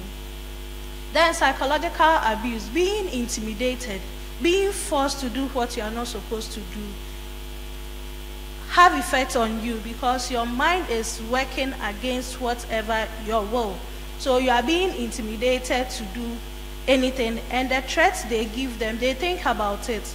Socially, it affects them. Psychologically, it affects them. Their lies. Some people, they are pathological liars, and others are not. So if you tell those who are not to do it, they are going against their will, and their conscience will be judging them, and they have to deal with it. This thing I'm doing, I don't like it, but I have to deal with it. And because of that, they go through a lot of trauma, emotional manipulation. Tell these people that this is what we are going to do. Or when the immigration stops us, tell us or tell them that this is what we are supposed to do. And this person doesn't feel comfortable about it. But because she or he is being forced to do it, they will do it and later they regret. And some people live with the guilt all their life. And it's a torture to them. Sometimes when you speak to people who have been through this abuse and forced labor, they tell you their story, and it is a life something threatening because from their childhood they've been told to do this and that, and they grow up with it. So when they want to come out from it, they find it very difficult to come out from it because they've been trained, like they've been nurtured into it. It is not their desire, but they've been nurtured into it. So coming out of it become a problem. Now that we have this education, sex education going on, some people, they've been nurtured that do this, and they do it. And when they want to come out of it, it becomes very difficult for them to come out of it, and they go through a lot. Mental, that is why we see most often, of late, we hear suicide coming up. Everybody, because they can't deal with it, they feel like, I have to end it. I can no longer continue with whatever is happening. Then they commit suicide. They harm themselves. Chronic anxiety, sleep disturbance. People see these psychological issues as normal, but it is not normal. Some people will be there and they will have PTSD, post-traumatic event. Whatever they've gone through before, their pictures will be coming in. They can't sleep. They can't eat. They are hungry, but they can't eat. They don't even feel for the food. They feel hunger, but because of whatever abuse they've gone through, they cannot eat. Depression, they are always sad. You think that, oh, this person is always memuna. It's not like that. It is whatever has happened to that person that is ringing in his or her ears. So the person is always moody, quiet. You see that this person is laughing here. All of a sudden, then the mood swings. You think that, hey, this person is weird or something. But it's because of the abuse and other things. And they tend to have that aggressive nature. They've been forced to do something that they don't want. And when they are doing it, it's survival of the fittest. So if you are able to work hard, you get the money to pay your debt or to ease you from whatever pain you are going through. So they become very aggressive. If I don't fight, I'll not get what I want. Or if I don't be hard, small, people will bully or do other things to me. So in that process, they learn to be aggressive and their personality becomes aggressive. It's not their fault. It's because they've been nurtured into it and they take on that personality. Then when you are talking to them, it's like you are fighting them. The least thing that you do, it brings out anger. They get angry and do other things. Then substance abuse. Sometimes they need to do something like, they said if you want to insult your in-law and you can't do it, go and drink alcohol. Then the thing will make you, will give you the vim to do that. So they sometimes resort to abuse of drugs and other things in order to get them the energy, to give them the libido to do whatever they want to do. So later on they become drug addicts and addicts. Then changes in self-esteem. I don't want to do it. You are forcing me to do it. And sometimes when they do it, they feel like all is over. This person is better than me. I feel worthless. I'm no more who I am. So anytime when they are in public, they see somebody to be better than them. And it lowers their self-esteem. And most of them live with guilt, shame, difficulty maintaining intimate relationship because of their self-esteem. It has been lowered. They are not themselves. Now they are living in the shadow that you wanted them to live, and it affects them. And these are substance abuse, like things that they go through because they need to take something in order to work hard and other things. And in doing that, the overdose, it can help harm them, help them with suicide because I want to die and I don't want to feel the pain. They can finish suicide or they can complete the suicidal attempt. They become addicts. Some people can drink 1 crate of Guinness and they will be working normal as if nothing has happened because they've been taking it over and over and their system is used to, and they end up having brain, liver damage and other things. Now, I work in Kolebu.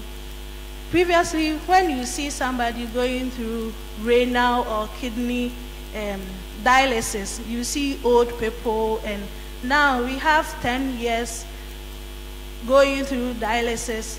Hearts, when you go to cardio, we have children. Even now, stroke is worse off.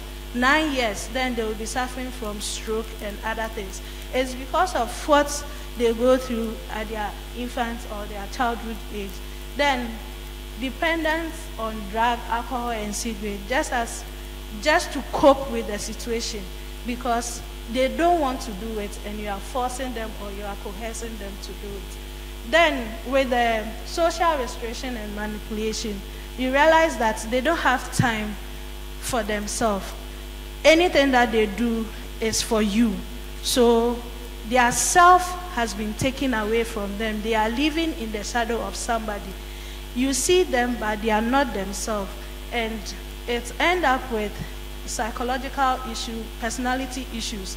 You see them as maybe lazy, but they are living Antiochia's life, because Antiochia is telling them or deciding for them whatever they want to do.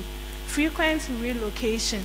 They've been moving, so they don't establish themselves. They don't have a relation, because when they see that you are becoming comfortable with the area, they change you in order not to disclose where you are coming from.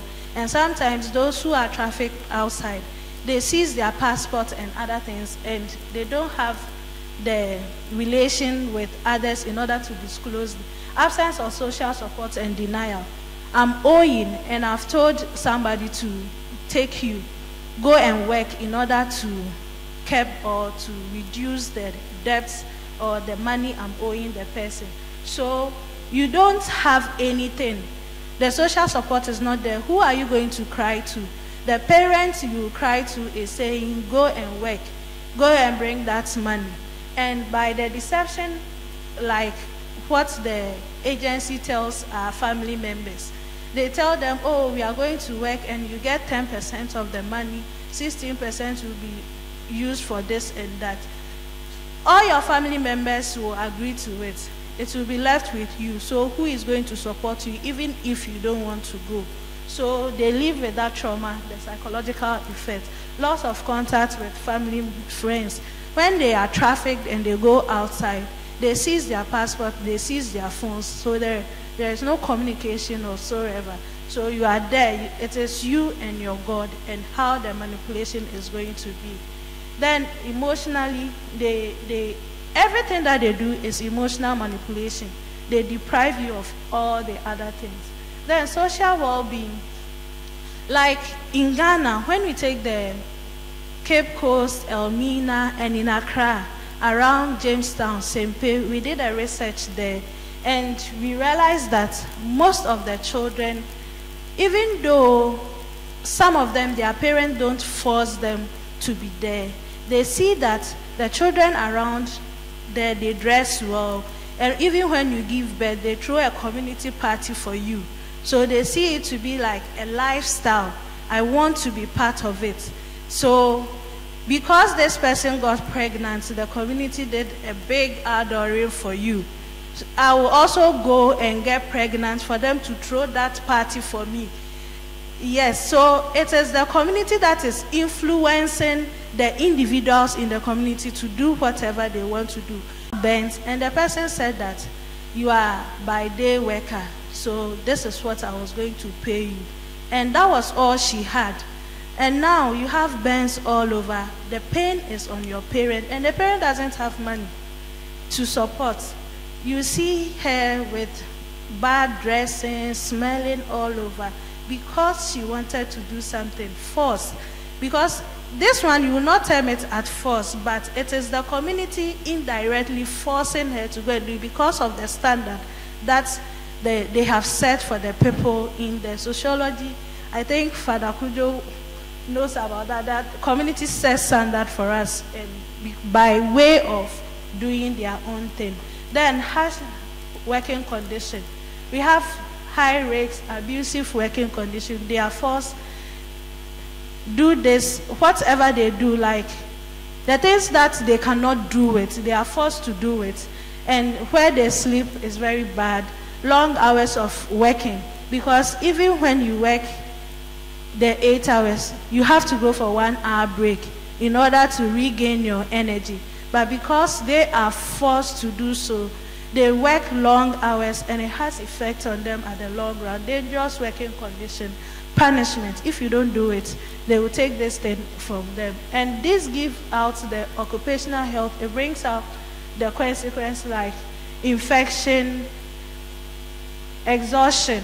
We don't see it to be a problem. But when you are working and you are tired, psychologically, there is nothing that you can do. The body breaks down. You are tired. You feel like, I can do it. I want to do it. That inertia is not there. You don't see anything. You can't do it. You feel like doing it, but there is nothing you can do. And it drains you. You think and you don't do anything. Poor nutrition, injury, and anxiety. You see somebody, the little hard noise, the person starts shaking or jerking. It's as a result of whatever the person has been taken through forced labor or trafficking. Then there's this pillars for helping or trying to curb forced labor and trafficking. And this was done by the Department of Criminal Investigation in Sao Tome. They had this 4 fundamental pillars, that is the 4 P's, in order to help solve the labor and trafficking issue. And they said that partnership, just as the previous presenters spoke about, and the partnership is to other stakeholders, trying to engage them. Then prevention, how are you going to prevent it? It's by creating awareness, giving out what people are supposed to look out for when they see somebody. You might see somebody working with it. What are the signs that this person is working with is not being forced or being coerced? Then protection, what are you going to do in order to protect the victim? And prosecution of offenders. So the prevention, to increase knowledge, education, and awareness about trafficking in person, forced labor, pornography, prostitution, and battle to empower all communities. So you need to talk about it, increase the knowledge that they have, that if you go into this, these are the consequences that will come out with. And if you do this, the end result will be, we have to increase the awareness or try to educate people about. We've been talking about it, but most of the people around the sea shore does not know that when I do so and so, it will end up in this and the other way around. Then protection, to provide holistic integration of services that changes victim of trafficking in person. Like, you have to protect them. What are some of the things that we will put in place to protect them? They've spoken about the legal aspect and some of the things that we have to do in order to protect them. Partnership, we have so many NGOs being there. Then we have foreign agencies coming into partnership with the government in order to curb all these problems. Then prosecution, when we get them, the offenders, how do we prosecute them? Do we just give them the fines like 10,000, 1,000 cedis? Then they can pay. And because they are getting money from it, they will pay and they will go and do it again. So we need to look at the prosecution. And they've given out the limitation pertaining to the prosecution, maybe the lack of the attorneys, state attorneys, and the others. But we can do more. There's always room for improvement, so we can do more in order to curb this.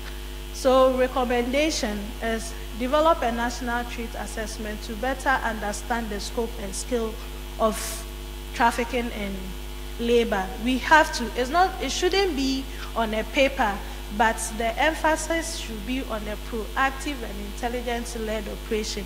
We might have the thing there, but like the example Father gave, the driver is being seen as a devil because he was proactive to send these people to the police station. And they go today, come tomorrow, wait. will frustrate you in order not to do the good thing again. So we have to be proactive in doing it, even though we have the papers. Then we have to strengthen border control to prevent and combat trafficking, just as the first presenter said. Then target awareness campaign to the vulnerable communities and businesses. So you go to the sea or the fishing community, you talk to them. Sometimes they will need the labor, but when they know the impact or the negative effect of the labor, when a child comes, that person will say that, oh, I've been spoken to that when I admit a child to work for me is child labor or other things, so they will not even accept them.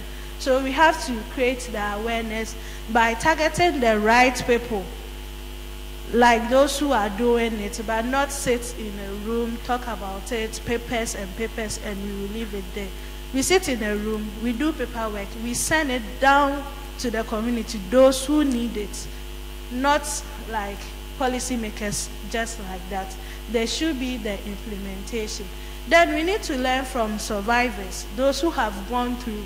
When we say that experience is the best teacher, so if somebody has gone through, learned something from you, the person share it. And when the person is sharing to community members or to the people who are involved in it, they will take it serious than somebody who has learned and talking about it. So we need to let the survivors also be part of the awareness campaign. Go with them, let them share their experience, and in doing that, we will help solve these things. And the last one says the fight against national organized crime such as trafficking and forced labor in person requires these more than words. We've been talking about it. So now is the time for us to do the action. Thank you.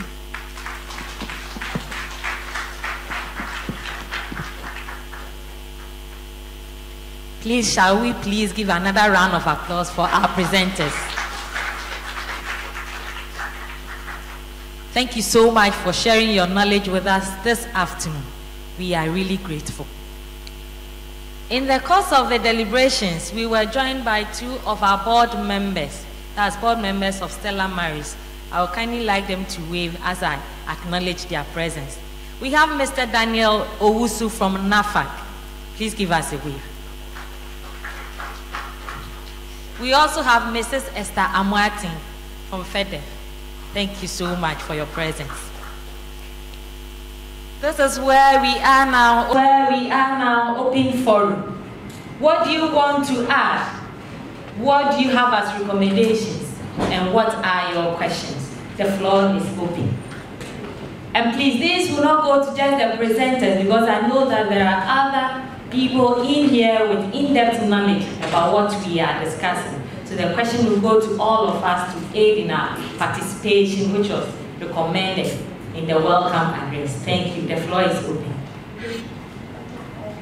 On Commodore's presentation, increase of advocacy.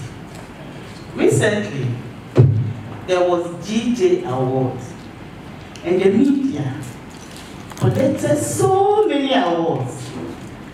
There was no advocacy for fisheries. Listen to the GDP that was mentioned. It means that the government gains a lot, and they are making a lot of impact. How many of these journalists came from the fishing industry? I listened to them from the beginning to end, with the exception of the maritime reports, which they only report on the big fishery industries. Look at the number of men and women in these fisheries. It's their gold mine. How did they come down and listen to their challenges and address them so that we could even have one media man getting an award from the fishery industries? There were people from the mining industry getting award reporting. There was nothing like that. And listen to the figures, the recent figures from the GDP. Okay. And again, to the fishermen, I don't know whether the fish senior man is here, but this thing that the government did, about close season. Again, made a lot of impact. I saw it. What was the report from the media?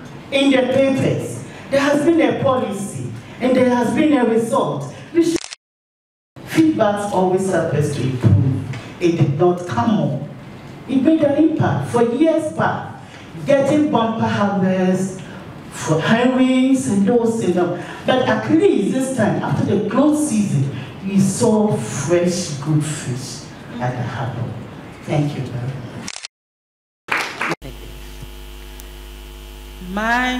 I don't know whether it's a question or an advocate or a suggestion on Commodore's presentation, increase of advocacy. Recently, there was GJ Awards, and the media collected so many awards. There was no advocacy for fisheries. Listen to the GDP that was mentioned. It means that the government gains a lot, and they are making a lot of impact. How many of these journalists came from the fishing industry? I listened to them from the beginning to the end, with the exception of the maritime reports, which they only report on the big fishery industries. Look at the number of men and women in these fisheries. It's their gold mine. How did they come down and listen to their challenges and address them so that we could even have one media man getting an award from the fishery industries? There were people from the mining industry getting award reporting. There was nothing like that. And listen to the figures, the research figures from the GDP. Okay. And again, to the fishermen, I don't know whether the fish senior man is here, but this thing that the government did about close season, again, made a lot of impact. I saw it. What was the report from the media? In the papers, there has been a policy and there has been a result. We should get the feedback so that we move on. Feedbacks always help us to improve. It did not come on. It made an impact for years back, getting bumper harvests for herrings and those in them. But at least this time, after the close season, we saw fresh, good fish at the harbor. Thank you very much. Thank you too.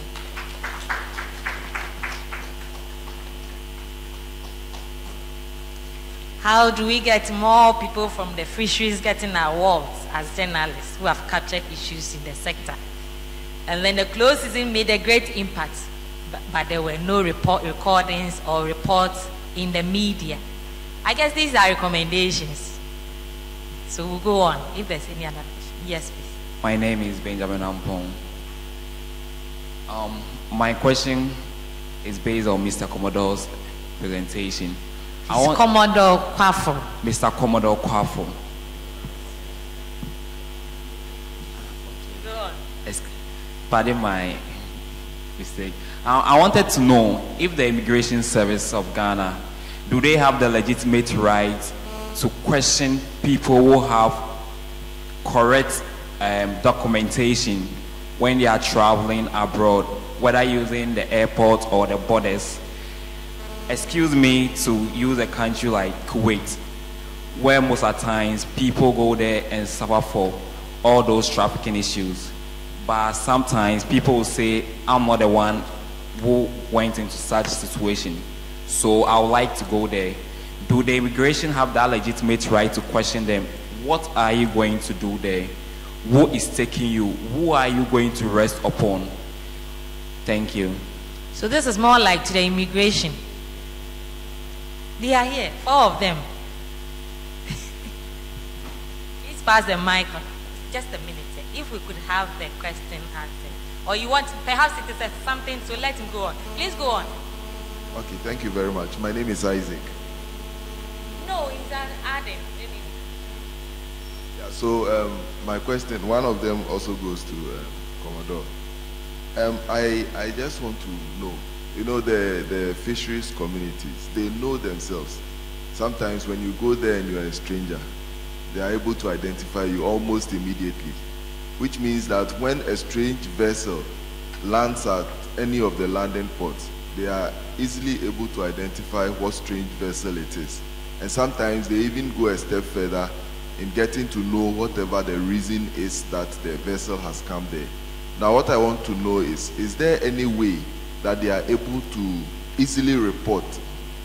You know, sometimes some of the people who bring these vessels are their bosses, but are they able to anonymously report? Is there like a toll-free number they could call, or a USSD that has been developed that they can easily send a message to alert those in authority to be able to take action, especially when the vessels that engage in trafficking lands at any of the ports?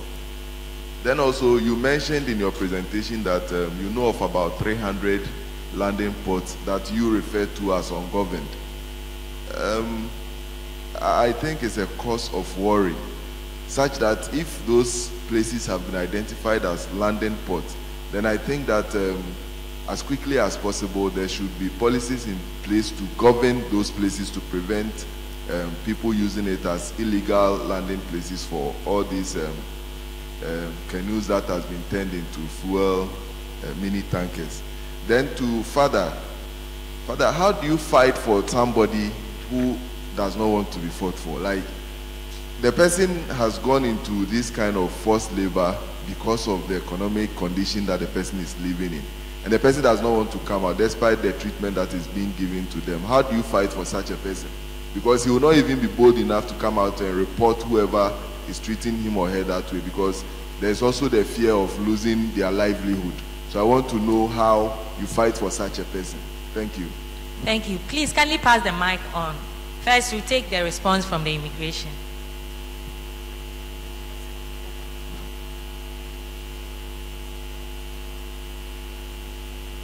Hello, good afternoon. My name is Richard Boafo, Superintendent of Immigration.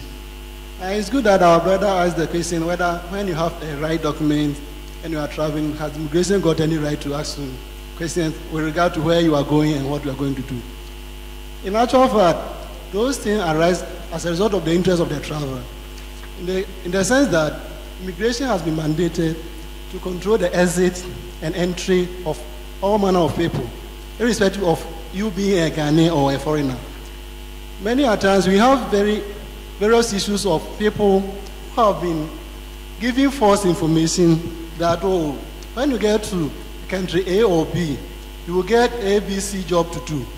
Based on that, you apply for your visa, it will be given, you get your passport, you've gotten some few money on you, it could be family property which has even been sold to be given to you.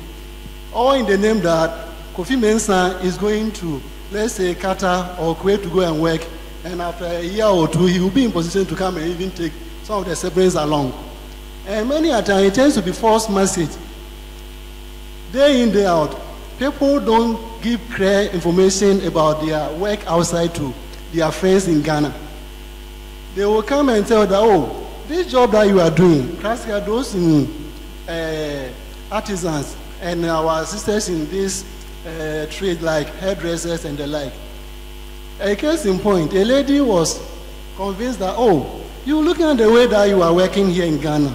If you were in South Africa, you could have been getting money worth 500 Ghanaians a day.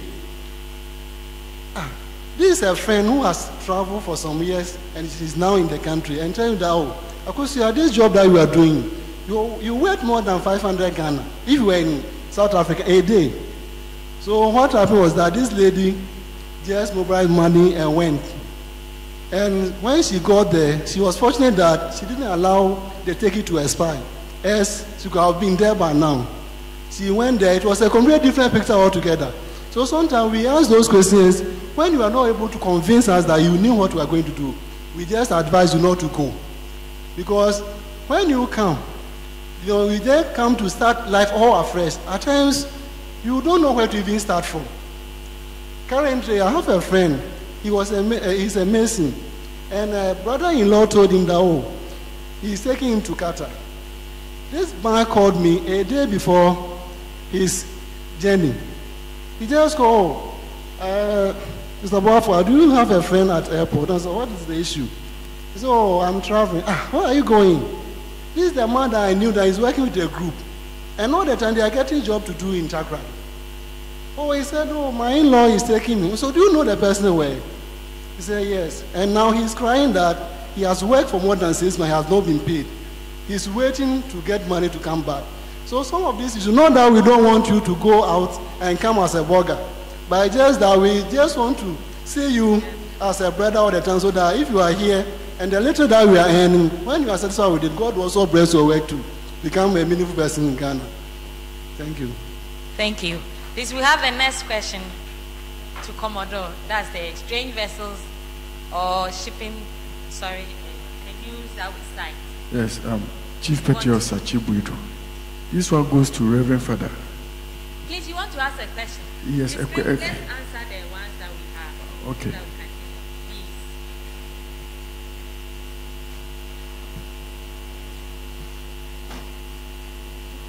hear. Okay. Any easy way to report? Yeah. And then the landing site. Yeah. Concerning easy ways to report, the Ministry of Fisheries is organized such that at every place along the coast, there's a district officer who is known to the community. So there are district officers there. During the close seasons, for instance, people were giving us very accurate information about fishermen fishing at midnight, at particular places at midnight, you know. So the question was whether to go and catch them or leave them as they were, you know. So there are ways of reporting. But let me also clarify this. The question was asking of 300 ports. Actually, it's not 300 ports. We're talking about landing sites. So ports, we have Takoradi Port, we have Tema Port, and we have Sekendi Port. Sekendi Port is for the Navy. So those are the ports. But landing site, any place we can land a canoe, we can beach a canoe, we can put a canoe ashore. That's a landing site. You know, so along our coast, there are more than 300. So 300 anywhere, people land anywhere. You understand? So that is what I'm talking about. Yes, but often it is not strangers. If a stranger enters a community to commit an offense, the community will let the stranger out. It's our own family members. So anytime you arrest somebody, oh, it could be assemblyman's, like Reverend said, it could be assemblyman's brother, this one's uncle, so our own person, you know, that is a crime against the state. You see, so that is the situation. It's our own people who commit the offenses against the state, and we tend to shield them. So you going from outside to get them to give you the correct information is a challenge, but they will not like to give their relative out. If you also there give out the information, like the driver's case that was, it's a very bad man. He will suffer. He may even lose his job if he's not lucky. No. So thank you very much. Please, do you have a toll-free number that you can call? In fact, we had one at the fisheries headquarters, but it is not toll-free. That number there is not toll-free. It's not toll-free. If you really want to call, you can to call. So something small to call, 1 CD or less to call. If you mean to call, then call. You see.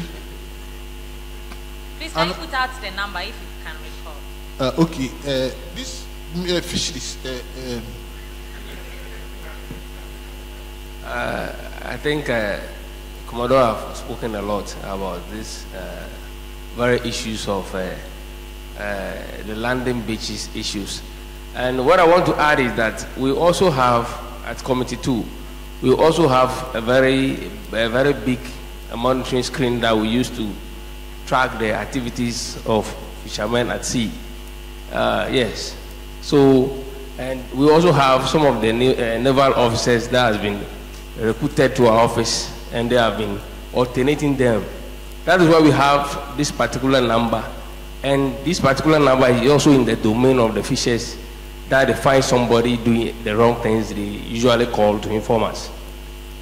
So maybe after this place I can also, or after the whole program, I can also disclose the number for some of our people here. such that if they can also give it out to people. Yes, please. How do you fight for someone who doesn't want to be fought for? So I think Mrs. Yabua gave the first clue, helping the person psychologically. Because sometimes the person thinks he's okay. Getting the person to understand that what you are doing, what you are going through is wrong. And that is when the integration aspect is important. Because when you are bringing the person out of the sea or out of where he is being exploited, there should be avenues for the person to be integrated in whatever he has. And that is where the Catholic Church in Ghana has a lot of work to do. And I think we must lead the pace for other churches and religious bodies to follow. In April this year, we were in Rome for a human trafficking conference. And there were a lot of people, organizations, Apostleship of the Stella Maris, Santa Mater, Talita Kum, a lot of organizations. And the main task of these organizations, Catholic organizations, is that religion goes beyond raising up your hands to say or pray in tongues or celebrating Holy Mass or going to pray the rosary. It goes into action. And these religious organizations or ministries, I call them, find ways and practical ways and means of integrating people who have been trafficked, people who are into forced labor. So when they find you in the sea, okay, pay your educational background, how do we help you in education? And you have people who are donating. Imagine Catholics, 100, let's even take 300,000 off. 100,000 Catholics in Accra should give 1 cedi a month. How much are we having? 100,000 Ghana cedi. And we are using this not just for, but to build shelters, as Commodore mentioned. We have shelters that we have made, Catholic shelters, like Talita Kum. They are pushing people into proper work in other countries. They have built shelters and people are donating. It's not a matter of just doing camp for blessing, 1,000 cedis or whatever. But these are little amounts of money that can be used in practical terms. So the people being here, whether you are Muslim, Hindu, Buddhist, it doesn't matter. You have human dignity. That is the basic point for the Catholic Church. And that is why some of these activities would have to be pushed ahead in order to help. Thank you. Thank you. Mr. Owusu has the floor, after which then they have the final. You had the floor, so I'll give it to my gentleman. I think Commodore mentioned enforcement. Yes, Ghana is supposed to have some of the best fisheries laws, at least in the problem. The enforcement of those laws are problems. I think Commodore and I, having brought our fisheries commission before, can give you a lot of issues that have happened. When you create laws and you don't enforce them, you encourage criminals to do all the work. And that has been our bane. The main cause for this is political interference.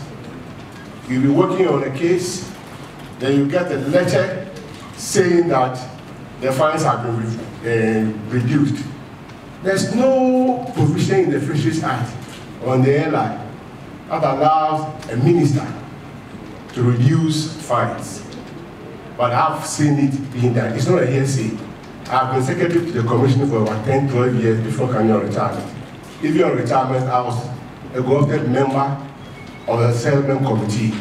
You'll be working on a paper, and they'll come. The funds have been reduced. Then, they will even be making fun at you. So not until the political interference is stopped, the poverty level will be deepened, and trafficking and forced labor will also be deepened. We at NAFAC, the National Fisheries Association of Ghana, believe that self-compliance is the way to go. Madam talked about sensitization. Last Tuesday, Stella Maris organized a mass at the Canoe Beach. And one of the fishermen was saying that, oh, these days they are arresting us, And so I got a person, if you stop your illegal practices, you will not be arrested. They need a lot of sensitization, but funding is a problem. Most of them don't even know that what they are doing is not a correct thing. We had the privilege to have Commodore talked to some of them under WAF, the tuna industry, and a lot of things came out. They are ignorant about all these things. So we are appealing, or we are saying that we believe in cooperating with sister agencies. NAFAC at the goal can access the Ghana National Canoe Fishermen Council, that is marine artisanal canoes. At the goal, we can access the Inshore Fishermen Association, Tuna Association, Industrial Association, and then the inland. Because we coordinate all.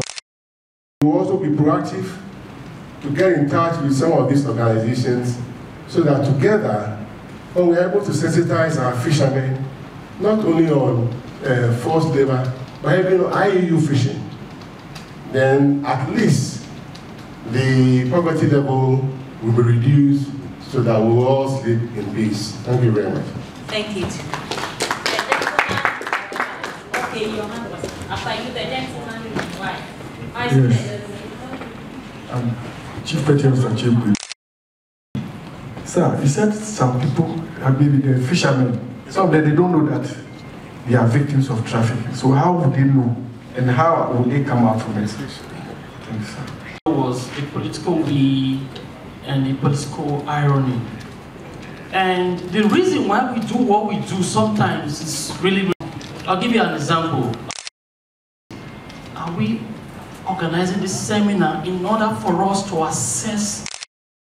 If that is the case, it means the aim of this seminar is already.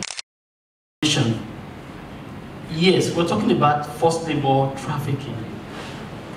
Each of us, we have a role to play. The government cannot do it alone. Like the example the Father Kajo gave of the driver who reported, that is the way to go. Africans, our color, give us. You realize that being a black man might that be a cause, because we caused it. What can we do?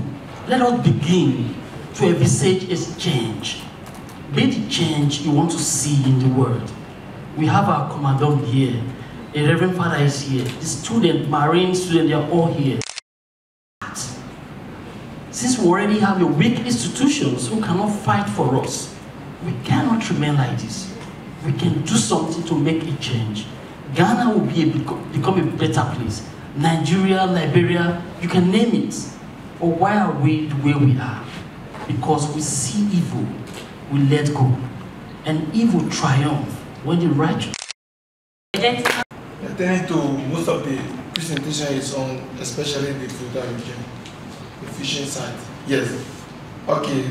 We talk about students, or the children rather. Children are most of the time engaged in fishing and other stuff that are illegal to the fishing sector, or what are we discussing? So I want to know what are some points or what are some action to be taken by the Agency of Health and Social Welfare, police, and as far as the Agency of Education in Ghana to strengthen or to stop those illegal actions by children in the Fulda region. I just want to, let me say I'm thinking aloud. What I think of, it looks like it's taking a serious twist. I don't know whether we've actually looked at it that way. It sounds like rumors. But I'm not talking about the human trafficking, I'm talking about the issue of what I'm going to talk about. And I'm talking about the organ trade. Now people are trafficking, there's human trafficking for organ trade. Maybe we are too scared or we are in denial to talk about it openly. But I think it's when you are looking at human trafficking, we should also pay attention to such. And there's so much money in this that it's very difficult to even get the implementers to work. It can influence anybody. Now, having a policy in place or policies in place is very good, but the implementing machine is also very, very important. There's one thing I want to ask my uniformed men. Have you ever had this situation where those who are supposed to protect collaborate with the perpetrators? Do we have such? And what do you put in place to ensure through the net without catching them? And that would be some internal mechanism to check these things. I just want to ask. The issue is that every system has a mechanism in place where you check each other. You know, so it ends up that the one in the field who is acting does not have absolute authority. I give an example. For instance, if a Ghana Navy ship goes out to sea to go and arrest, the captain is there. The captain is not the one who goes to the vessel to go and arrest. He sends a team, and the team brings the report. So the team going is supervised by the captain, who reports affecting this vessel. You know, then there are other people around. And in the armed forces, for instance, if there is an issue, anybody reports an issue, it could be investigated, particularly if they are in charge of an operation or something. So internally, we have systems in place that does not give you absolute power over the state's authority. And I believe such systems exist in other state institutions, unless it ends up in a sort of group thing where the whole group thinks one way, then the things could pass through. You know, but our limitation has been mentioned earlier by Mr. Usu. The interference or the will, the first word to proceed, I think he mentioned it. You see, the will, the necessary will to support us to do our work. If we are left, often they put a lot of hindrance. Thank you very much. So my brothers and sisters, on behalf of the director of Stella Maris, I wish to say a big thank you to all of you for availing yourselves. In particular, Commodore Kwafo for your presentation, Father Kujo, then Mrs. Yeboah. We are so grateful for availing yourself. My dear friends, the issues and the numbers of human trafficking and forced labor is very alarming. Can we save our beloved country and deliver ourselves from being used as a source of human trafficking? Are laws working? Are we offering the needed support for those who are victims? What is our own role as individuals, as government agencies, police, immigration, naval officers, individuals, priests, and fishermen, those who spend their days at the port? Are the funds being put to good use? Advocacy is a very important call for all of us. How can we prevent political interference so that the decisions taken from 1930 to this day could be implemented to save our young people and some adults from this situation? My brothers and sisters, it is a collective call. It is our responsibility. It is our God a responsibility assigned us so that we will live in peace and harmony with everybody. That everyone, especially our young ones, to be given their best, their human dignity will be protected. So I want to conclude by saying that let us all be up and doing. Let us all accept our responsibilities and put them into place so that those victims will be properly taken care of. And one little response I want to add to what the immigration officer responded to. It will be difficult for you to tell somebody at the airport that where you are going is not safe and so go home. Now the person has bought an air ticket, and a person has a visa, and we're telling the person that it is not safe to go to Qatar. What can we do to save this situation. We should start from the scratch. God be with all of us as we take up with this challenge. Thank you for coming.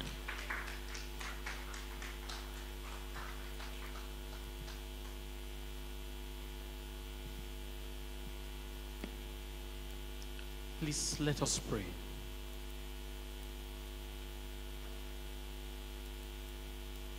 Let us observe a moment of silence to be grateful for this partnership and collaboration that has brought us all together to deliberate, to have a conversation on a common issue towards a common good.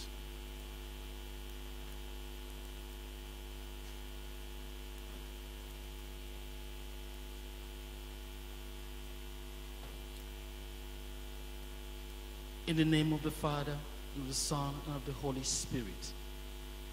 Good and gracious God, we thank you for bringing us all together today. Oh, we thank you for our presenters. We thank you for our organizers. And we thank you for journey mercies granted all participants. And we equally ask that you take us all back to our respective destinations.